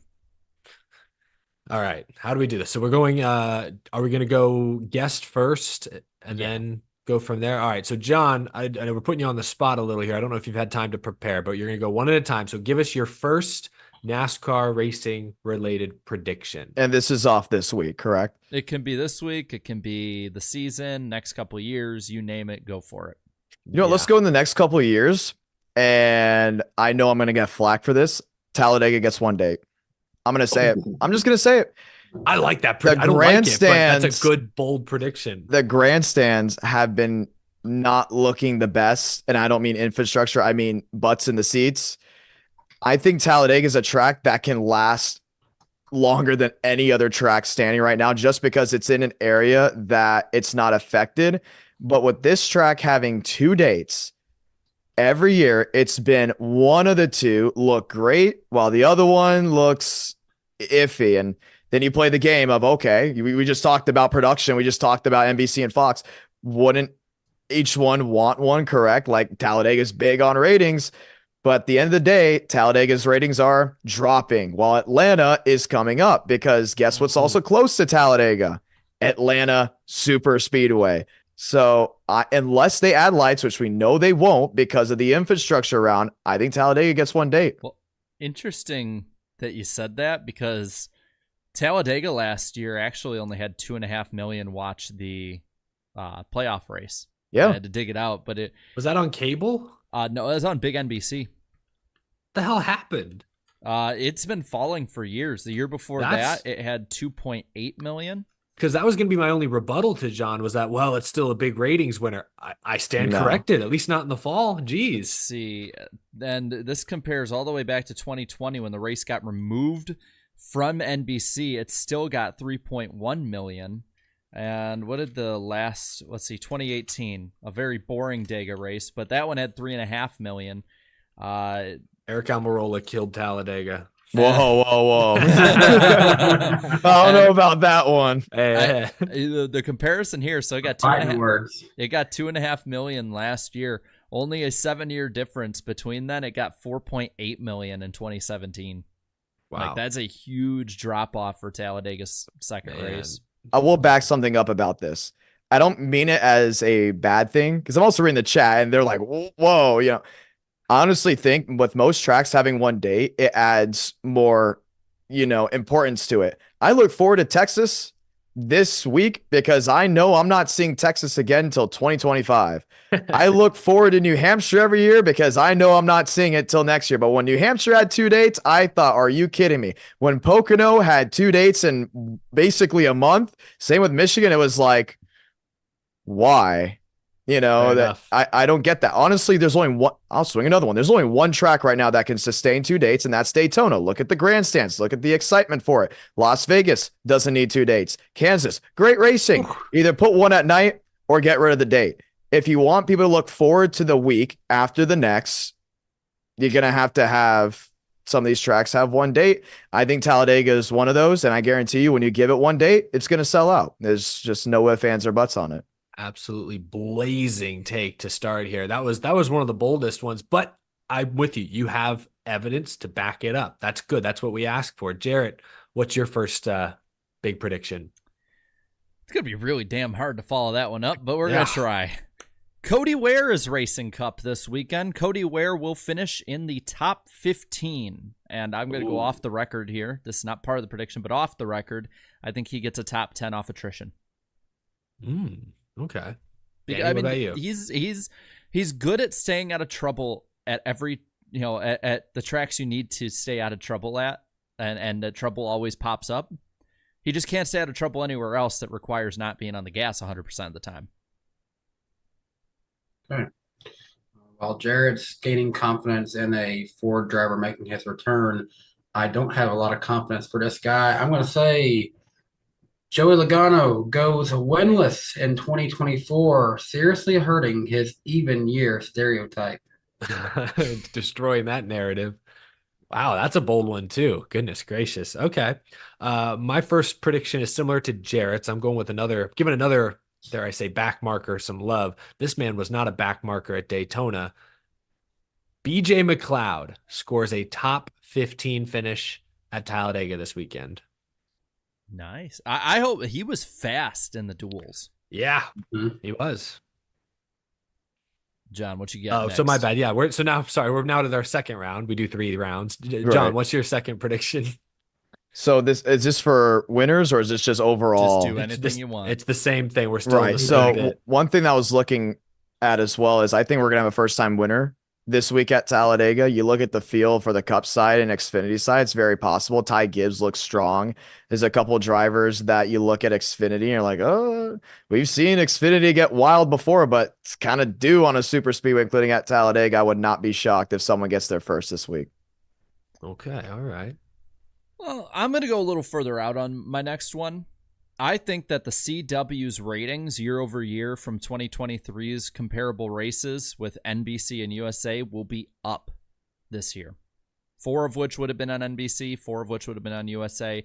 I think they'll be up, especially when you have the fact that unlike NBC and USA coverage, CW coverage more than likely will have Xfinity races, most of which at night or late afternoon will be led into by higher profile college football games. It's a good point. And I know they've bumped a lot of those start times back into closer to prime time for Xfinity as well. Vegas is a night race. Yeah. Danny, how about you? Well, while I may not have a lot of confidence for Joey Logano when it comes to winning races this season, I do have a lot of confidence for him in qualifying, especially on these super speedway races. And granted, one of these had to be changed due to his duck gloves or whatever they were. I'm not going to be bold enough to say anything about the front row, but I will say Joey Logano and Michael McDowell will qualify in the top 5 once again this weekend. I like it. I like it. Keeping the streak alive. I got to give some love to my boy Brennan Poole. He's running a throwback to the race he kind of should have maybe did win at Talladega many years ago. It's a little DC Solar inspired scheme, more or less. I think Brennan Poole scores a top 10 in the Xfinity race on Saturday. It would be his first of the year. I think he gets it. One final round then. John, your final big, bold prediction. Hit us with it. This one's really bold. I don't know how much backing I'm going to get from this one, but I'm going to probably need Jarrett to pull the stat book out here in a moment on ratings again, because I could see this happening just from a business standpoint. So obviously I mentioned Talladega having one date. I could see Talladega becoming the regular season finale in the near future if it goes to 1. And here's why. We talked about ratings dropping. Jarrett is going to fact check me on this one for sure.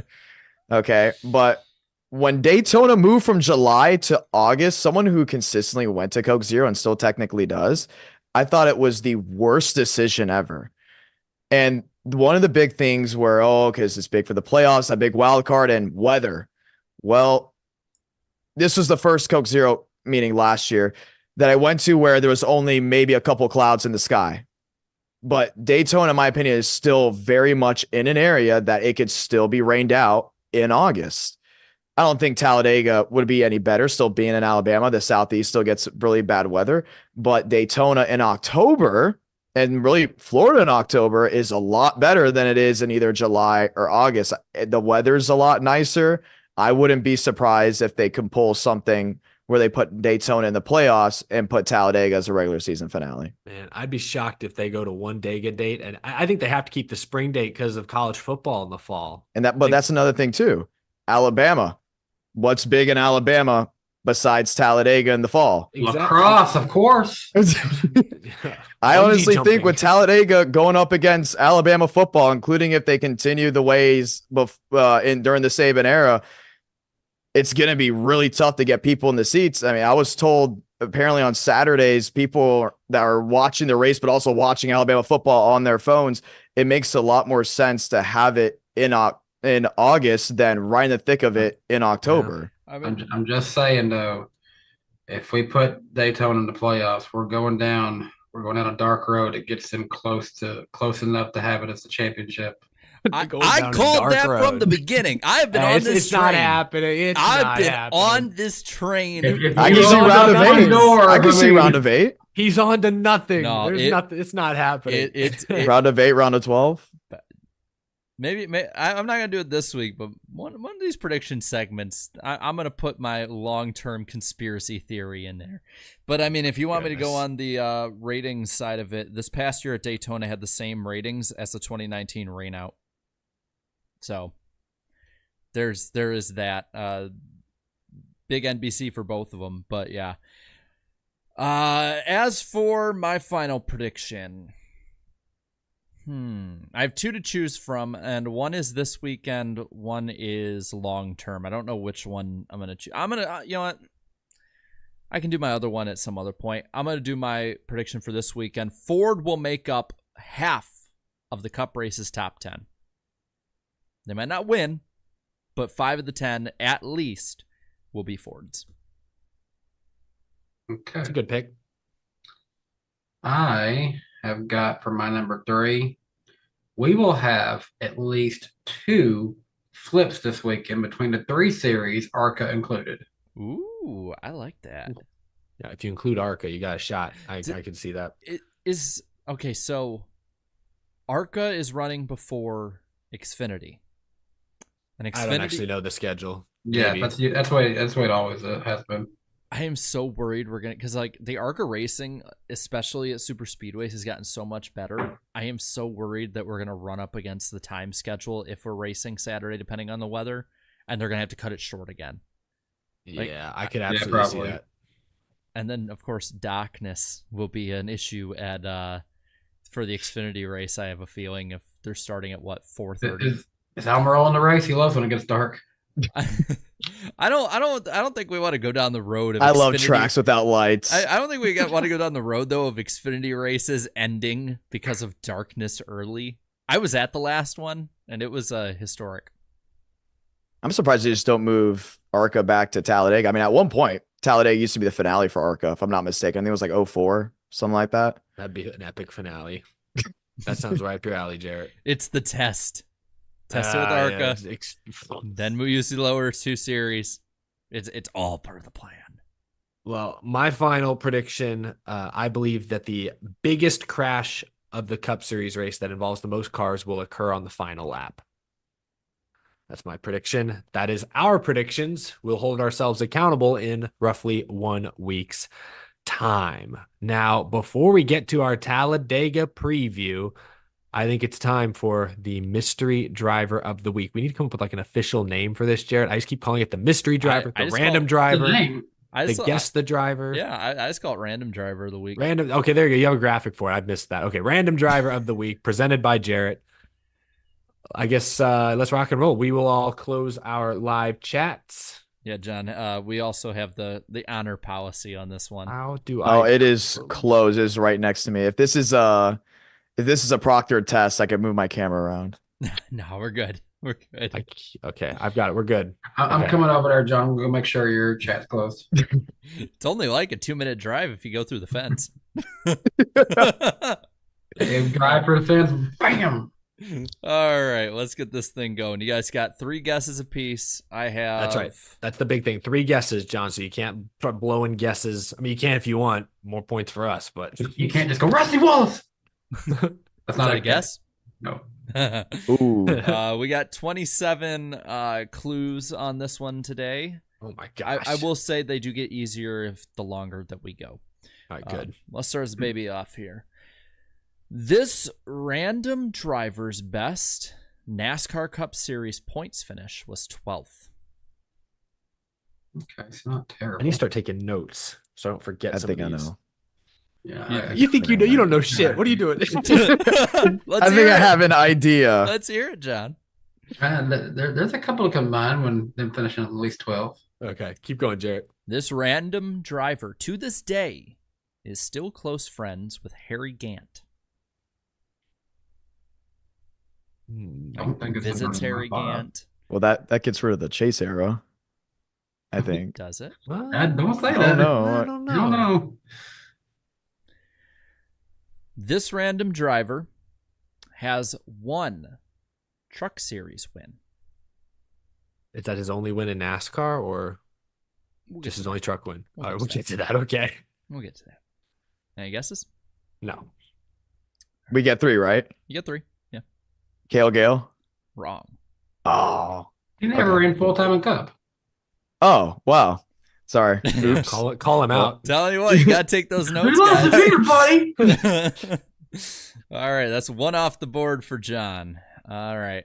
This random driver's biggest success in racing was actually as a modified driver.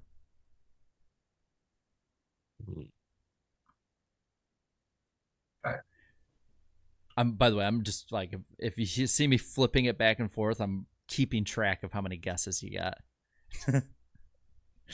Oh man, I see some people that John knows. Who's in the that chat. one guy that got mad at Daytona? Ooh. This random driver had 12 Xfinity Series wins, in which he drove Chevys, Buicks, and Oldsmobiles. Oh, so definitely not the chase. Oh yeah, he's up there, you know. By the way, for those from John's side of the internet in the chat, he can't see you, so say whatever the hell you want about him. That's just cruel. Oh gosh. All right. This random driver was named one of the 50 greatest modified drivers of all time by the Stafford Speedway. Oh. By the way, I don't think it's the guy who got mad at Daytona. No, I don't think so. That's out the door. We're starting to get some filing in there getting it, but The chat's gotten it. Oh, A just few throwing have. guesses out there. got anything? I was just thinking of like you guys. I was just thinking of Mike Stefanik, but I don't think that's Well, probably not correct. I hate to say it, what gave it away. It's not. It's him still being friends of Harry Gant would tell me that's not true now. Yeah, I guess that's true. All right. Harry Yeah. might be hearing voices. We don't know. Let's see. This random driver's first Cup ride was the number 88 Crisco Pontiac for Buddy Baker. This is gonna be a blind spot for me. I'm afraid. We're entering that area where I just start to not know everybody. This random driver also was a 15-time winner in the Whelen Modified Tour. Yeah, that's not helping at all. Yeah, I'm gonna that's be how honest. these usually go for us. This random driver hails from Berwick, Pennsylvania. Like that should help, but it's not. Yeah, I don't know. All right, so this is like a This is a northeastern guy. Raced. You Yeah. said Stafford, obviously modified. Pennsylvania. Okay, all right. My next one won't give you the specific year he was born, but it should maybe narrow down a little bit of the era. So when this random driver was born, Billboard's #1 song in America was Too Much by Elvis Presley. And I kind of figured he's old. After I don't all even those know that song. I feel like I know a lot of Elvis songs. By the way, chat, since pretty much all of you got it at this point, I want you to spam an emoji that you think would fit. I think we can get some good ones in there.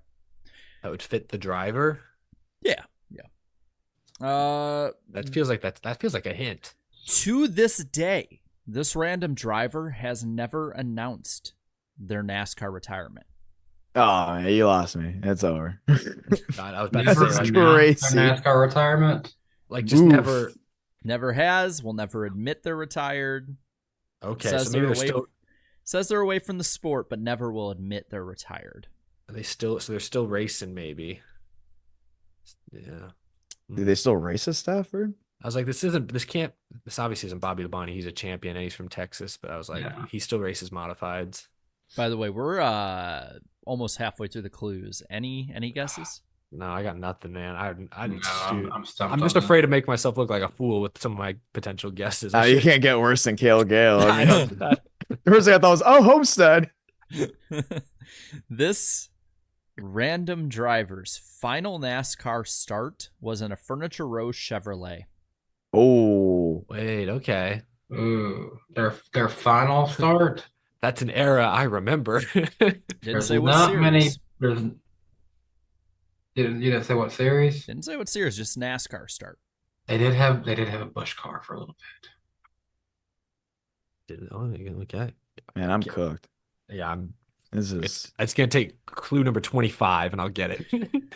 This random driver once for 5 laps tested an Indy car at Sebring for Chip Ganassi. What a very specific number of laps. Okay.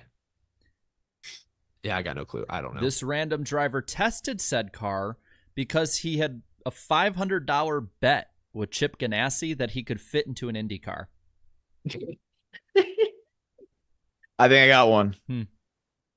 Jimmy Spencer? Correct. Oh, let's there you go. That would make sense for him to bet on the. Yeah, it was the actually- big question that really got me. My You know, head the, view and went the to rush Ryan with Chip Newman. Ganassi. it was the photo. Was it the photo with like the small glasses of him in the Yep. Indy car? That was the one that got me. I was like, So I pull. did a whole video on Furniture Row. I don't recall Jimmy Spencer. When was that? 2006 at Pocono. I could open the chat now. See, sometimes you just have to, go from the worst answer to the best answer. Yeah, Oh, look at let's that. see this emoji. What emoji is it? Yeah, I that want to helped see the give it away. emojis now. Because they were probably all like excited or Well, angry or something. Some people put like someone like this and then an X, kind of like Mr. Excitement. Other people put Oh. burgers. There's someone's just a punching emoji and then Kurt's face after that. I'm looking at some of the other clues because I'm seeing if there's any interesting ones I'd like to say. I mean, one of them is that he joined Bill France Jr., Jeff Gordon, and Dale Jr. on the 2003 NASCAR Illustrated Person of the Year issues cover. See, that's that kind of random stuff, like the IndyCar, like that. I would have maybe started to get close because I feel like Jimmy Spencer is the kind of guy who just does it whatever, like just super random. I'd So how many also- points did I get? You could have told us he Yeah, drove. round of applause.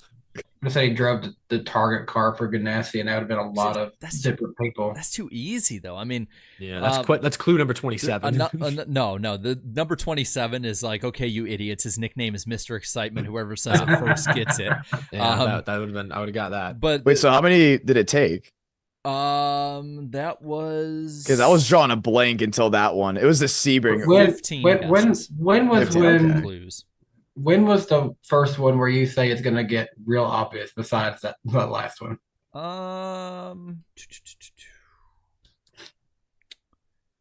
Probably. Well, I mean, one that it could start getting obvious is that he became the top host of a speed show for the first time in 2010. He actually was a co-host, but he was actually the primary host of the show What's the Deal on Speed in 2010. Yeah, that would have at least got me thinking TV. I might have guessed Jimmy Spencer at that point. And then also he is currently tied with 2 Ryan Blaney wins for the 10th closest win in NASCAR history by 7/1000ths of a second. It was actually a specific stat. It was actually it was actually a side-by-side finish. It was the first finish, I believe, that close, needing electronic scoring for NASCAR to determine the winner. Because he won 2 races that year. And also is this random driver was one of the few who had a long-standing multi-year rivalry with Dale Earnhardt Jr.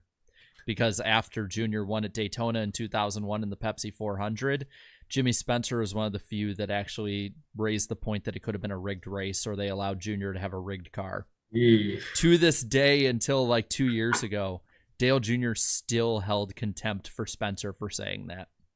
Until he brought him on Dale Jr. download. But that Dale Jr. one would have been clue 25. Oof. I pulled a So lot. how many is that for the guess now? Is that 2 or 3 correct? I think with the that's guess? I want to say, let me check. I think that's 3. Yeah, so yeah, Eric, you're tied with the guess, and Danny, you've gotten 2 so far, but that's the 3rd for the guess. Damn, it's basically a 3-way tie. It's close. Me and Eric are dummies. I got 3. I'm not that dumb. This is I've why done okay. This is why I'm the host, because I don't want to test myself too badly with it. Yeah. Well, that was fun. We Well, should do that one week where me and Eric just come up with one and we try to get you.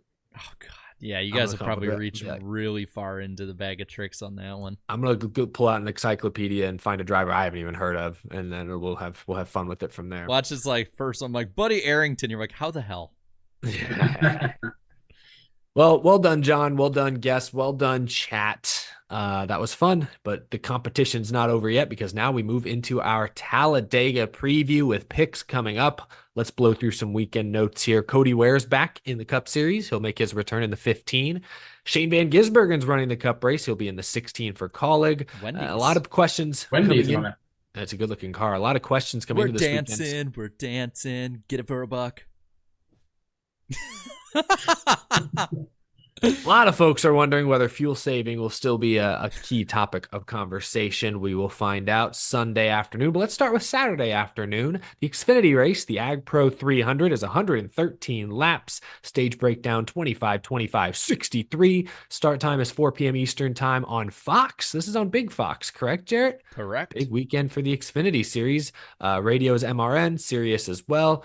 50% chance of rain that afternoon, and that I think is that's the sunny day of the weekend. The Cup race is the Geico 500 on Sunday, 188 laps. Stage breakdown is 60-60-68. Start time is 3 p.m. Eastern time on Fox and the Fox Sports app. Also, MRN and Sirius will have you covered on the radio. The weather is pretty chilly, 58 degrees with a 90% chance of rain as of this afternoon. Hoping that changes. Not looking great. Before we get to I forgot to mention the defending winners. Kyle Busch is the defending winner of the Cup Series race, worth mentioning. And Jeb Burton, I almost forgot about this, is the defending winner of the Xfinity Series race. Both are in their respective fields once again, also in the same cars as they were 1 year ago. So good chance to repeat. Let's talk about the pick points. Jarrett, you still hold the lead, but it's close. 146 points for you. Chat, you are now only 15 points back. Danny is 16 back, and even I in the basement have closed the gap somewhat. Now only minus 28. I say only. That's still at least a couple of weeks probably worth of picks. Jarrett, you are celebrating still, I see. Perhaps a little prematurely. It's a long season to go. Yeah, I got a lead to burn still, and Jarrett, I want that title back. The people's champ. I'm sure you do. This is mine for now. I literally saved money for that. I want it back soon.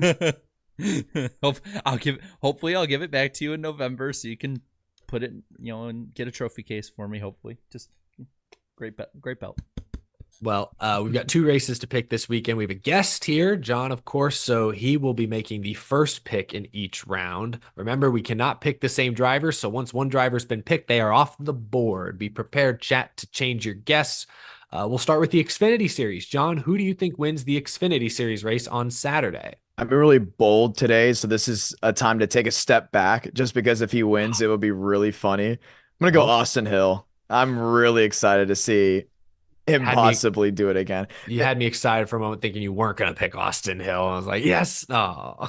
No, I can't go away from that. When he won Atlanta, that's when it was like, are you kidding me? Man, now I have a decision to make. Do I go with his teammate who led a lot of laps here, or at the previous super speedway, or do I go with Riley Herbst, who is my other backup pick? I'm gonna go Jesse Love. I think Jesse Love gets his first career win. I'm calling an audible. I had Herbst second on my tier list, but now I'm going with Jesse Love.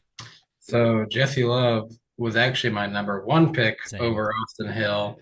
Riley Herbst is my number 3, so he is who I am taking. All right. So chat's up next. I think, are they going Sieg? I've seen a lot of Ryan I think Sieg. they are. They're going. I'm riding the hype train too, but not that much, guys. Come on. He's been good. Hey, they're picking with their heart. I can't fault them for that. All right, shoot. Hey, if they're gonna do it, this is the weekend to do it, I guess. All I can think about is that old deleted Xfinity Series tweet with Ryan Sieg and Austin Hill. It's gonna come down to 2 of them. Well, Jarrett, who's your pick? Yeah, so you guys left me my number 2 pick here. This guy, when last time he was racing in the Xfinity Series at Talladega was pretty darn good. I'm going to go with AJ Allmendinger. Nice. That's all right. good. Colleague was dominant here for a long time. But Good point made by Spencer here. Sieg is going for the 100,000 dash for cash bonus, so a little extra incentive. Watch, he misses that. Like he doesn't like the race for that's not for the win, but he misses it by like 1,000 to the second. Battle for third, and he comes up short. Yeah, It's like 12th.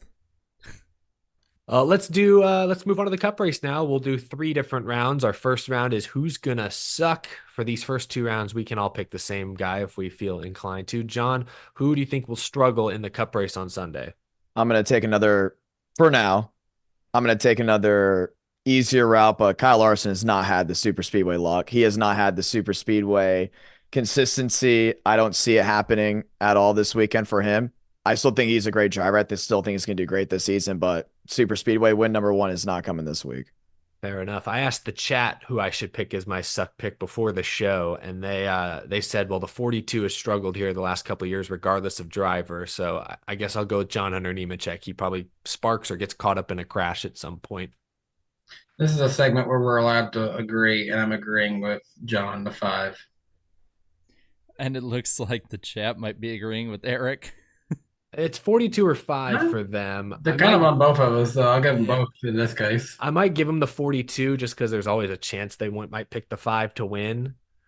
I don't know. I think it's 5. I think they're going 5. I'm going to give them Larson as their suck pick. I think they agree more with you guys. Well, I'm not going to continue either of the trends with you guys. This guy, I have a feeling he'll have a memorable crash, and that is Ryan Preece. Let's hope not. Oh, man, not again. He's already had one of those. Yeah. Double tap. Do you want his eyes to be black again? It doesn't have to be that memorable. It could just be like, getting hit full speed like he did last year at Talladega. Dark horse picks for the Cup Series race. We'll start with you again, John. Who do you got? Let's go LaJoy. He did pretty well in Daytona. He almost got a win in Atlanta. If we're talking dark horse, we're talking super speedway, you have to, I think, put all your chips in the middle on it. LaJoy, Spire, they have speed on the speedways. I think it's going to be all or nothing for him, whether it's this one or Daytona, if he makes the playoffs. So I expect them to do pretty well. I have a few drivers I could pick. I guess I'll go Todd Gilliland. He led more laps, I believe, than anyone between Daytona and Atlanta combined, the first 2 races of the year. So why not Todd? I'll go with him. I'm up Eric on this one. I think McDowell can be fast, but Gilliland, if he's in a position where he's up there in the top 5 with 10 to go, especially if he's got any Ford help, he could find a way. I think chat might also agree with Todd Gilliland. I'd have to go back and see. Maybe some Eric Jones is mixed in there. It's tough. I think it's 38. I'm gonna give him 38 because they might pick Jones to win. Oh, there's a lot of Jones coming in. I'm gonna give him 38. I saw like 5 43s come in a row. Yeah, they just dropped a bunch of 43s. We can give him Jones then. I'm good with either. They probably won't pick either to win, so why not? Give him Jones. Every time you say you're going to pick one, I write it down on the official one to put down, and then you're like, never mind, let's do the Danny other had one. me second guessing you. I mean, I don't know. It's one person's putting both down, 38 and 43. You can't do that. I see more for Eric Jones personally. Well, Okay. we got a clean sweep with all of the hosts going Todd Gilliland on this one. All right, that's easy enough. So let's move on to who's gonna win the Cup Series race This is at where it gets Talladega. hard.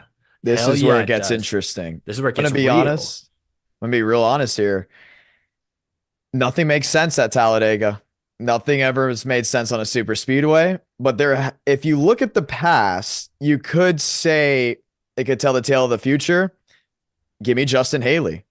Oh wow! Oh, Hey, it's gonna rain. punch in the gut. It's gonna rain, right? Hey, It's- I was there at yeah. that 2019 race. I'll never forget seeing Kurt Busch and walking the back of the concourse, coming back and somehow seeing the 77th the pylon. He's always been good on a super speedway. He's not gonna have the colleague help, obviously, but if you're talking about just a super speedway driver and you're tired of picking the same guys that probably win week in and week out, take probably a great super speedway driver. I would argue that if you give him the best equipment, he is probably the best super speedway driver out there modern day with modern skill levels of every driver. You put him in a decent car, he's going to be really up there. So I'll throw Justin Haley.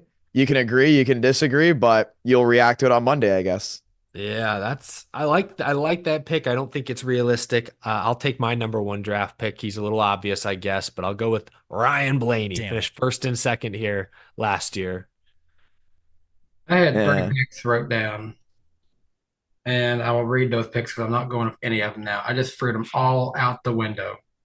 I had the following: Brad Keselowski, Chase Elliott, William Byron, and I just threw all three of those out when I heard John say that nothing makes sense, and especially if this race is on a Monday. Give me Monday Martin Truex Jr. to finally break through and get his super speedway win. I love that. The hell is happening today? Chad is going all in. Your not on stats Denny. mean nothing if it's on a Monday and if there's rain in the area. That's all I have to say. Chad is going with Brad Keselowski, almost unanimous. This is shocking. You saved the only person I think that statistically win-wise Monday, no matter what, can stick with Blaney on a Monday at Talladega, and that is William Byron. That's who I got winning. Big Hat Byron. Will it Okay, be? all right. Good mix of drivers. Side note, this is a lot for him to say that because he's the one who messaged our group chat saying, I swear if we go through all this just for a Byron win. Texas, no, yeah. I fully will be like, ugh, another Byron win. But I'll be at least happy. Now I'm hedging my bets, man. Yeah, Jared will walk out of Talladega. Well, he's not going to Talladega, but he'll walk away from his TV a happy man either way on Sunday. I will come on live right after and be like once more, suckers, I told you so. No, he'll probably crash like lap one now that I say that. Hey, he has been good at Byron one Daytona. That is not a bad pick. I had him on my list, but then I thought, it's going to be on a Monday. I hate to call this guy out in the chat, but I'm going to. Jonathan in the chat just posted, I'm going with McDowell Supremacy, which is a good pick. I love that. But I saw his retracted message that he deleted. It had an unfortunate typo. He originally said, I'm going with McDowell Pregnancy. And I saw very quickly deleted. Shocking news, everybody. So people, we read the chat. We read our comments. That's proof. I saw. But no, sorry to put you on blast, Jonathan. I just thought that was funny. We've all been there. That's awesome. Well, Talladega, our picks are in the books. We'll see who comes out on top here in just a few days. Let's get to our final super chat stage break. Before we get to that, though, I want to thank everyone again for tuning in. Really do appreciate the support, especially from those of you who sent in super chats. And we will be back 1 week from tonight on the Icebergs YouTube channel. You can click on his name down below to subscribe. That'll be 8 p.m. Eastern time Wednesday, as per usual. But let's wrap things up here. Fred Dog 81 says, is Todd Gilliland a good driver in a so-so team or a so-so driver with a good team and good strategy who can't make use of it? It's frustrating to see him run near the front most every week, only to finish in the back. It's a driver I'd have to watch closely because I do feel like that team is getting better, but you're right. They don't seem to finish where they run. I think some of that is a young driver, a young, inexperienced driver. But what's he in year 3? And he's only 23, 24 years old. I think give him some time. He still has a lot of room to grow and develop. I think that whole team does. They're just now starting to wrap their arms around this new Ford and Penske alliance. Shadow Fire Sign says, fun video idea for Jarrett. The plot: smoke men's fences with TRD and buys into MWR forming Stuart Waltrip Racing instead of Stuart Haas in 09. Harvick to Ganassi. 2311 buys out Michael Waltrip. Predict the rest. Surprisingly lines up. I'm just saying. That is a hell of a hypothetical right there, Jarrett. I'm sure you can run wild with that. Yeah, probably. Hypothetically speaking. Sleeve says there's really only one answer. Dirt, Texas. Yeehaw. We talked about that earlier. Yeah. Why repave it? Just tear it all up and leave the rubble. Or just go to the actual dirt Texas behind the track. That's a good point. Grizzly Industry says, was last week's race in Texas a prelude to Talladega? Maybe with all the crashes, I guess. The chaos. We'll see. Chaos. Yeah. Blake, this is a question for really you three. Best places to eat in Nashville? Ooh. It's a big Depends on question. what you want. I mean, Oh, it's like Poke Bowl. I mean, I'll give you the stereotypical. There's one just like a block from Broadway. So I'll give you the stereotypical, hot chicken, but don't just go to Hattie B's. Like, go try from like Party Fowl or Princess or some of the, the more, not just Hattie B's chicken. But what about that one taco place, Danny, that we went to before the Panthers game? Oh, yeah, Pie-Town Tacos. If you want to get hot chicken tacos, there's a few places doing it now, but you can't beat Pie-Towns. Honestly, for me, just go anywhere that's not a nationwide brand. and it's True. pretty good. Like you will find something unique anywhere in Nashville, as long as you're not going to like McDonald's or like, I don't know, like if you're outside of it, like Cracker Barrel or whatever, like find somewhere local and you will find a gem. That's my suggestion for really any travel place. Like when we went to Texas this weekend, we tried to go eat at things that we can't just get here. Like um, we went and ate at In-N-Out, and then we went to Saltgrass, and then I found out they're building an In-N-Out next town over, and we have a Saltgrass there in Nashville. But if you can And you find guys some had Wait, grilled they are? chicken, He had some fried chicken at Torchy's Tacos as well. Yes, John. Goodlettsville, they're gonna build a In-N-Out there. Wow. Good stuff. I appreciate the travel tips when I go to Nashville next time. Garabuki sent 20, said Byron's "it's the last lap" excuse isn't really valid when there was no pressure from behind or a chance to get to first. Just chose to keep it in the gas and get in the back of him. Really finding it hard to like Byron these days. It's being a little harsh, I would say, but I get what he's saying. The racing for second, was it worth it to make a potential enemy out of Chastain? Give and take, maybe a little too much take there. It's up for debate. Isaac McKissick says Bowman DNF. Thanks, John Hunter, for not knowing what a brake pedal is. On to Dega. Congrats to Bubba and Amanda, though, on the news. That's huge. For sure agree with that last part. Sleeve, again, says best part of the Xfinity race was the camera guy trying to crop the giant Creed sign behind Sam Mayer during his post-race interview. I didn't see that. I wonder if they're big fans of Sheldon Creed or the band or the Apollo wrestling Creed. tag team, the Creed brothers. Apollo Creed. Maybe Apollo Creed. Assassin's Creed, any of the Creeds. Can you take me higher?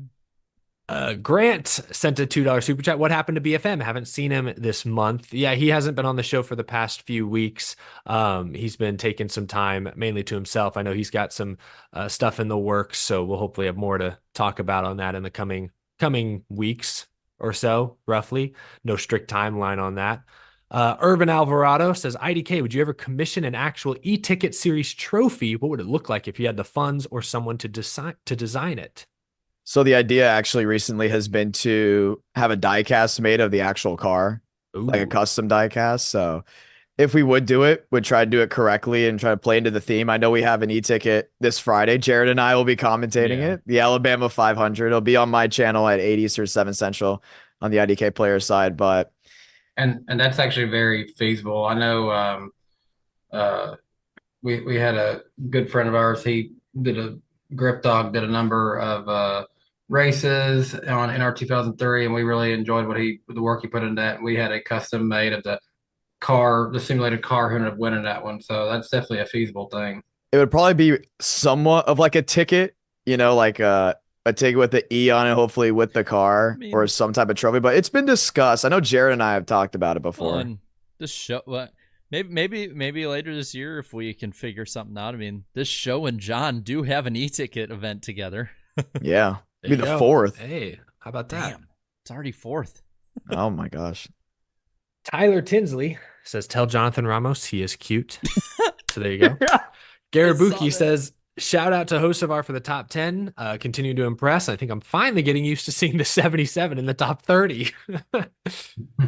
Isaac Rodriguez says 300 cars with wins, all top 5 in points. Bowman, not a horrible year, still top 16, but no boom that was expected with the Blake Harris move. With Raja Caruth in the wings, how hot is Bowman's seat right now?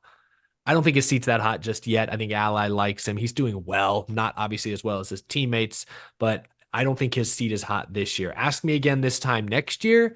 I want to say his contract, I don't know what it looks like past 2025. Maybe that seat warms up, especially if someone like Raja really does start tearing it up in the lower ranks. You never know. Cavante Caldwell says, imagine leading the sport in laps led, stage wins, tied in top 5s, and the points leader and the technical playoff leader, and people say you don't execute. Outside of three race wins for the 24, they're even. I would just say that pit crew cost him Texas. Larson cost himself Homestead Miami at the end of last year. Those two are just off the top of my head.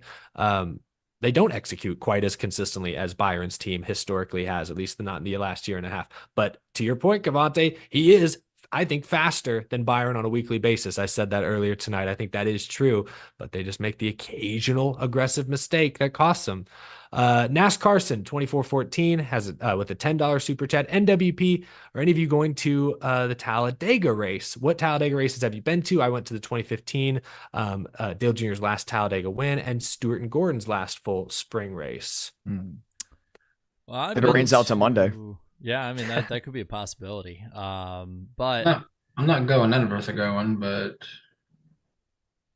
yeah, I won't be there this time. I honestly kind of can't even remember the Talladega races I've been to. I was there in 22 and the playoff race that I think didn't Elliott win that one. Won. Yeah. I was there. I think I was. I think all of us were there. Yeah, we were all at that one together. Yep. I was not at that one. Yeah. Ralph, thank you for the super chat. First one on the channel. Really appreciate that. Shadow Fire Sign says, I don't care what happens to the broadcast as long as Waltrip doesn't do the grid walks. He makes NASCAR look like a joke compared to F1. I haven't watched the grid walk as much this year. I don't know if he's toned it back a little, but yeah, it's not my favorite segment. Yeah. I hate that it happens right before the race. I wish they could do it like 30 minutes earlier if that was possible. I'll admit, watching an older man try and run down pit road like that is funny. Fair enough. Scrapyard, thanks for the 10. Here's something for the predictions. Considering we're at Talladega this weekend, on what lap will the big one happen? Who triggers it? And on what part of the track does it occur? See, I think it'll be the last lap, and it'll be the second place causes it.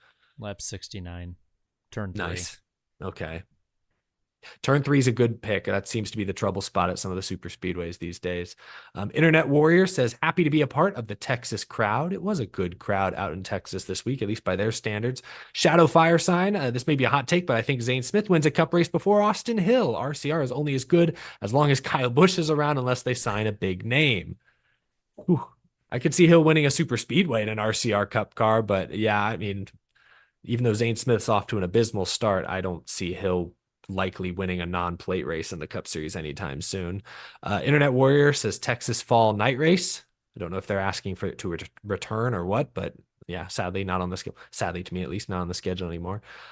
Ben says saw Eric and Danny on pit road Sunday. Awesome. Nice. That's great. Gridflow says, of course, NASCAR wastes laps when Chase is leading. Yeah, there was a long caution period there towards the end of the race. I heard someone explain that they were trying to get the restart order right because the caution had come out just after a restart, so it was kind of jumbled up. I guess that's believable, but you know, you hate to waste laps like that at the end. Ben Lewis, again, another super chat, says, you guys are better at producing NASCAR content than TV. You guys need to go to the big networks and give us news and interview people in NASCAR. Keep up the good work. It's kind of you to say. Well, I think our content suits YouTube pretty well, but yeah. Have Eric and Danny be on pit road, me and John in the booth. I think we the four of us work pretty well together. That's true. I guess we could always branch out. That's a good point. But we do love doing this podcast here with all you fine folks here on YouTube. Just a few final super chats. I believe Shadowfire, another one. Jarrett, put your take on Dancing Wendy's commercial as part of the NWP intro. Please, please, please. Eric's face was great. That is a one-time deal because the joke gets less funny after the first time. Yeah, too bad we have to see that commercial every break, every Sunday. Gosh. I was about to say, just like their commercials, it's funny the first time. That's it. Yes. Hunter Nixon Fishing says, been going to Dega since 08. Does anyone remember the 08 Xfinity race where Kevin LePage came off pit road? Yeah, it's a big pain. And tried to blame it on the spotters. Are you kidding me? That happened? Yeah, that's a infamous low light for sure. I remember watching it with my grandpa and both us going, there's no way. There's no oh my God, he did it. Yeah. Peter Strata says, any of you guys have a team in the NHL playoffs? What about you, Nashville Predators? Are they in the playoffs? Nashville is in it. They're going to play like the number one team, I think. I don't watch hockey, but I guess are the Blackhawks Panthers number one? Just want to point that out. Are the Blackhawks in it or no? Or are they still? I think they finished last, if I'm not mistaken. I guess I live in Dallas now. I know the Stars are in it. I don't know if they're a good seed or not, but I'll root for the Stars. Christian says, who's going to flip this weekend? I say Gibby. I don't like that nickname. I don't like that nickname for Ty Gibbs. Yeah, I'm not calling that. You said Priest, so I don't know. I mean, I don't know which one. I'm going to say one of the 2311 cars. Yeah, I'm going to go Nemechek. How about that? Yeah. Dislike. Why didn't the 54 get a penalty for the socket equipment violation? Yeah, did he not get like a removing equipment penalty? Because I do feel like there should have been like I don't know how that works. Maybe that's not part of, I don't know. That's a great question. Just like we're not the right ones to ask, unfortunately, but glad you're raising awareness to this discrepancy. Napa racing fan, is it the weirdest time for broadcast partners in NASCAR history? Diffie to Cup means IndyCar to Fox. Fox and HRA broadcast more professional than NASCAR. I don't know. It's a lot of big questions. What if they move Jamie Little to lead commentator of IndyCar? Ooh, chat, let us know how you feel about that. And finally, from Shadow Fireside, really generous tonight. My second hot take. Oh no. Corey LaJoy is more dry than Chase Elliott. Oh my gosh, who gave the back marker a mic? At least JRM podcasts don't put me to sleep. Wow. I can't believe I had to read that on the air. I completely disagree. Corey LaJoy is very opinionated. Hey, I'll tell you this though, with Chase Elliott, ask him about Nashville Fairgrounds compared to Nashville Super Speedway, and he goes off. Oh, okay, there you go. You know how to tickle his funny bone, I guess. He did that. 22. 2022. We were in the media center. We're all like, where the hell has this Chase been for the last 6 years? I think actually I've got one of those interview videos on my channel. You can go back and watch it. Yeah. He won a race at the track and then proceeds to crap on the track. In front of the track. I could not believe it. In front of the track president, too. Unreal.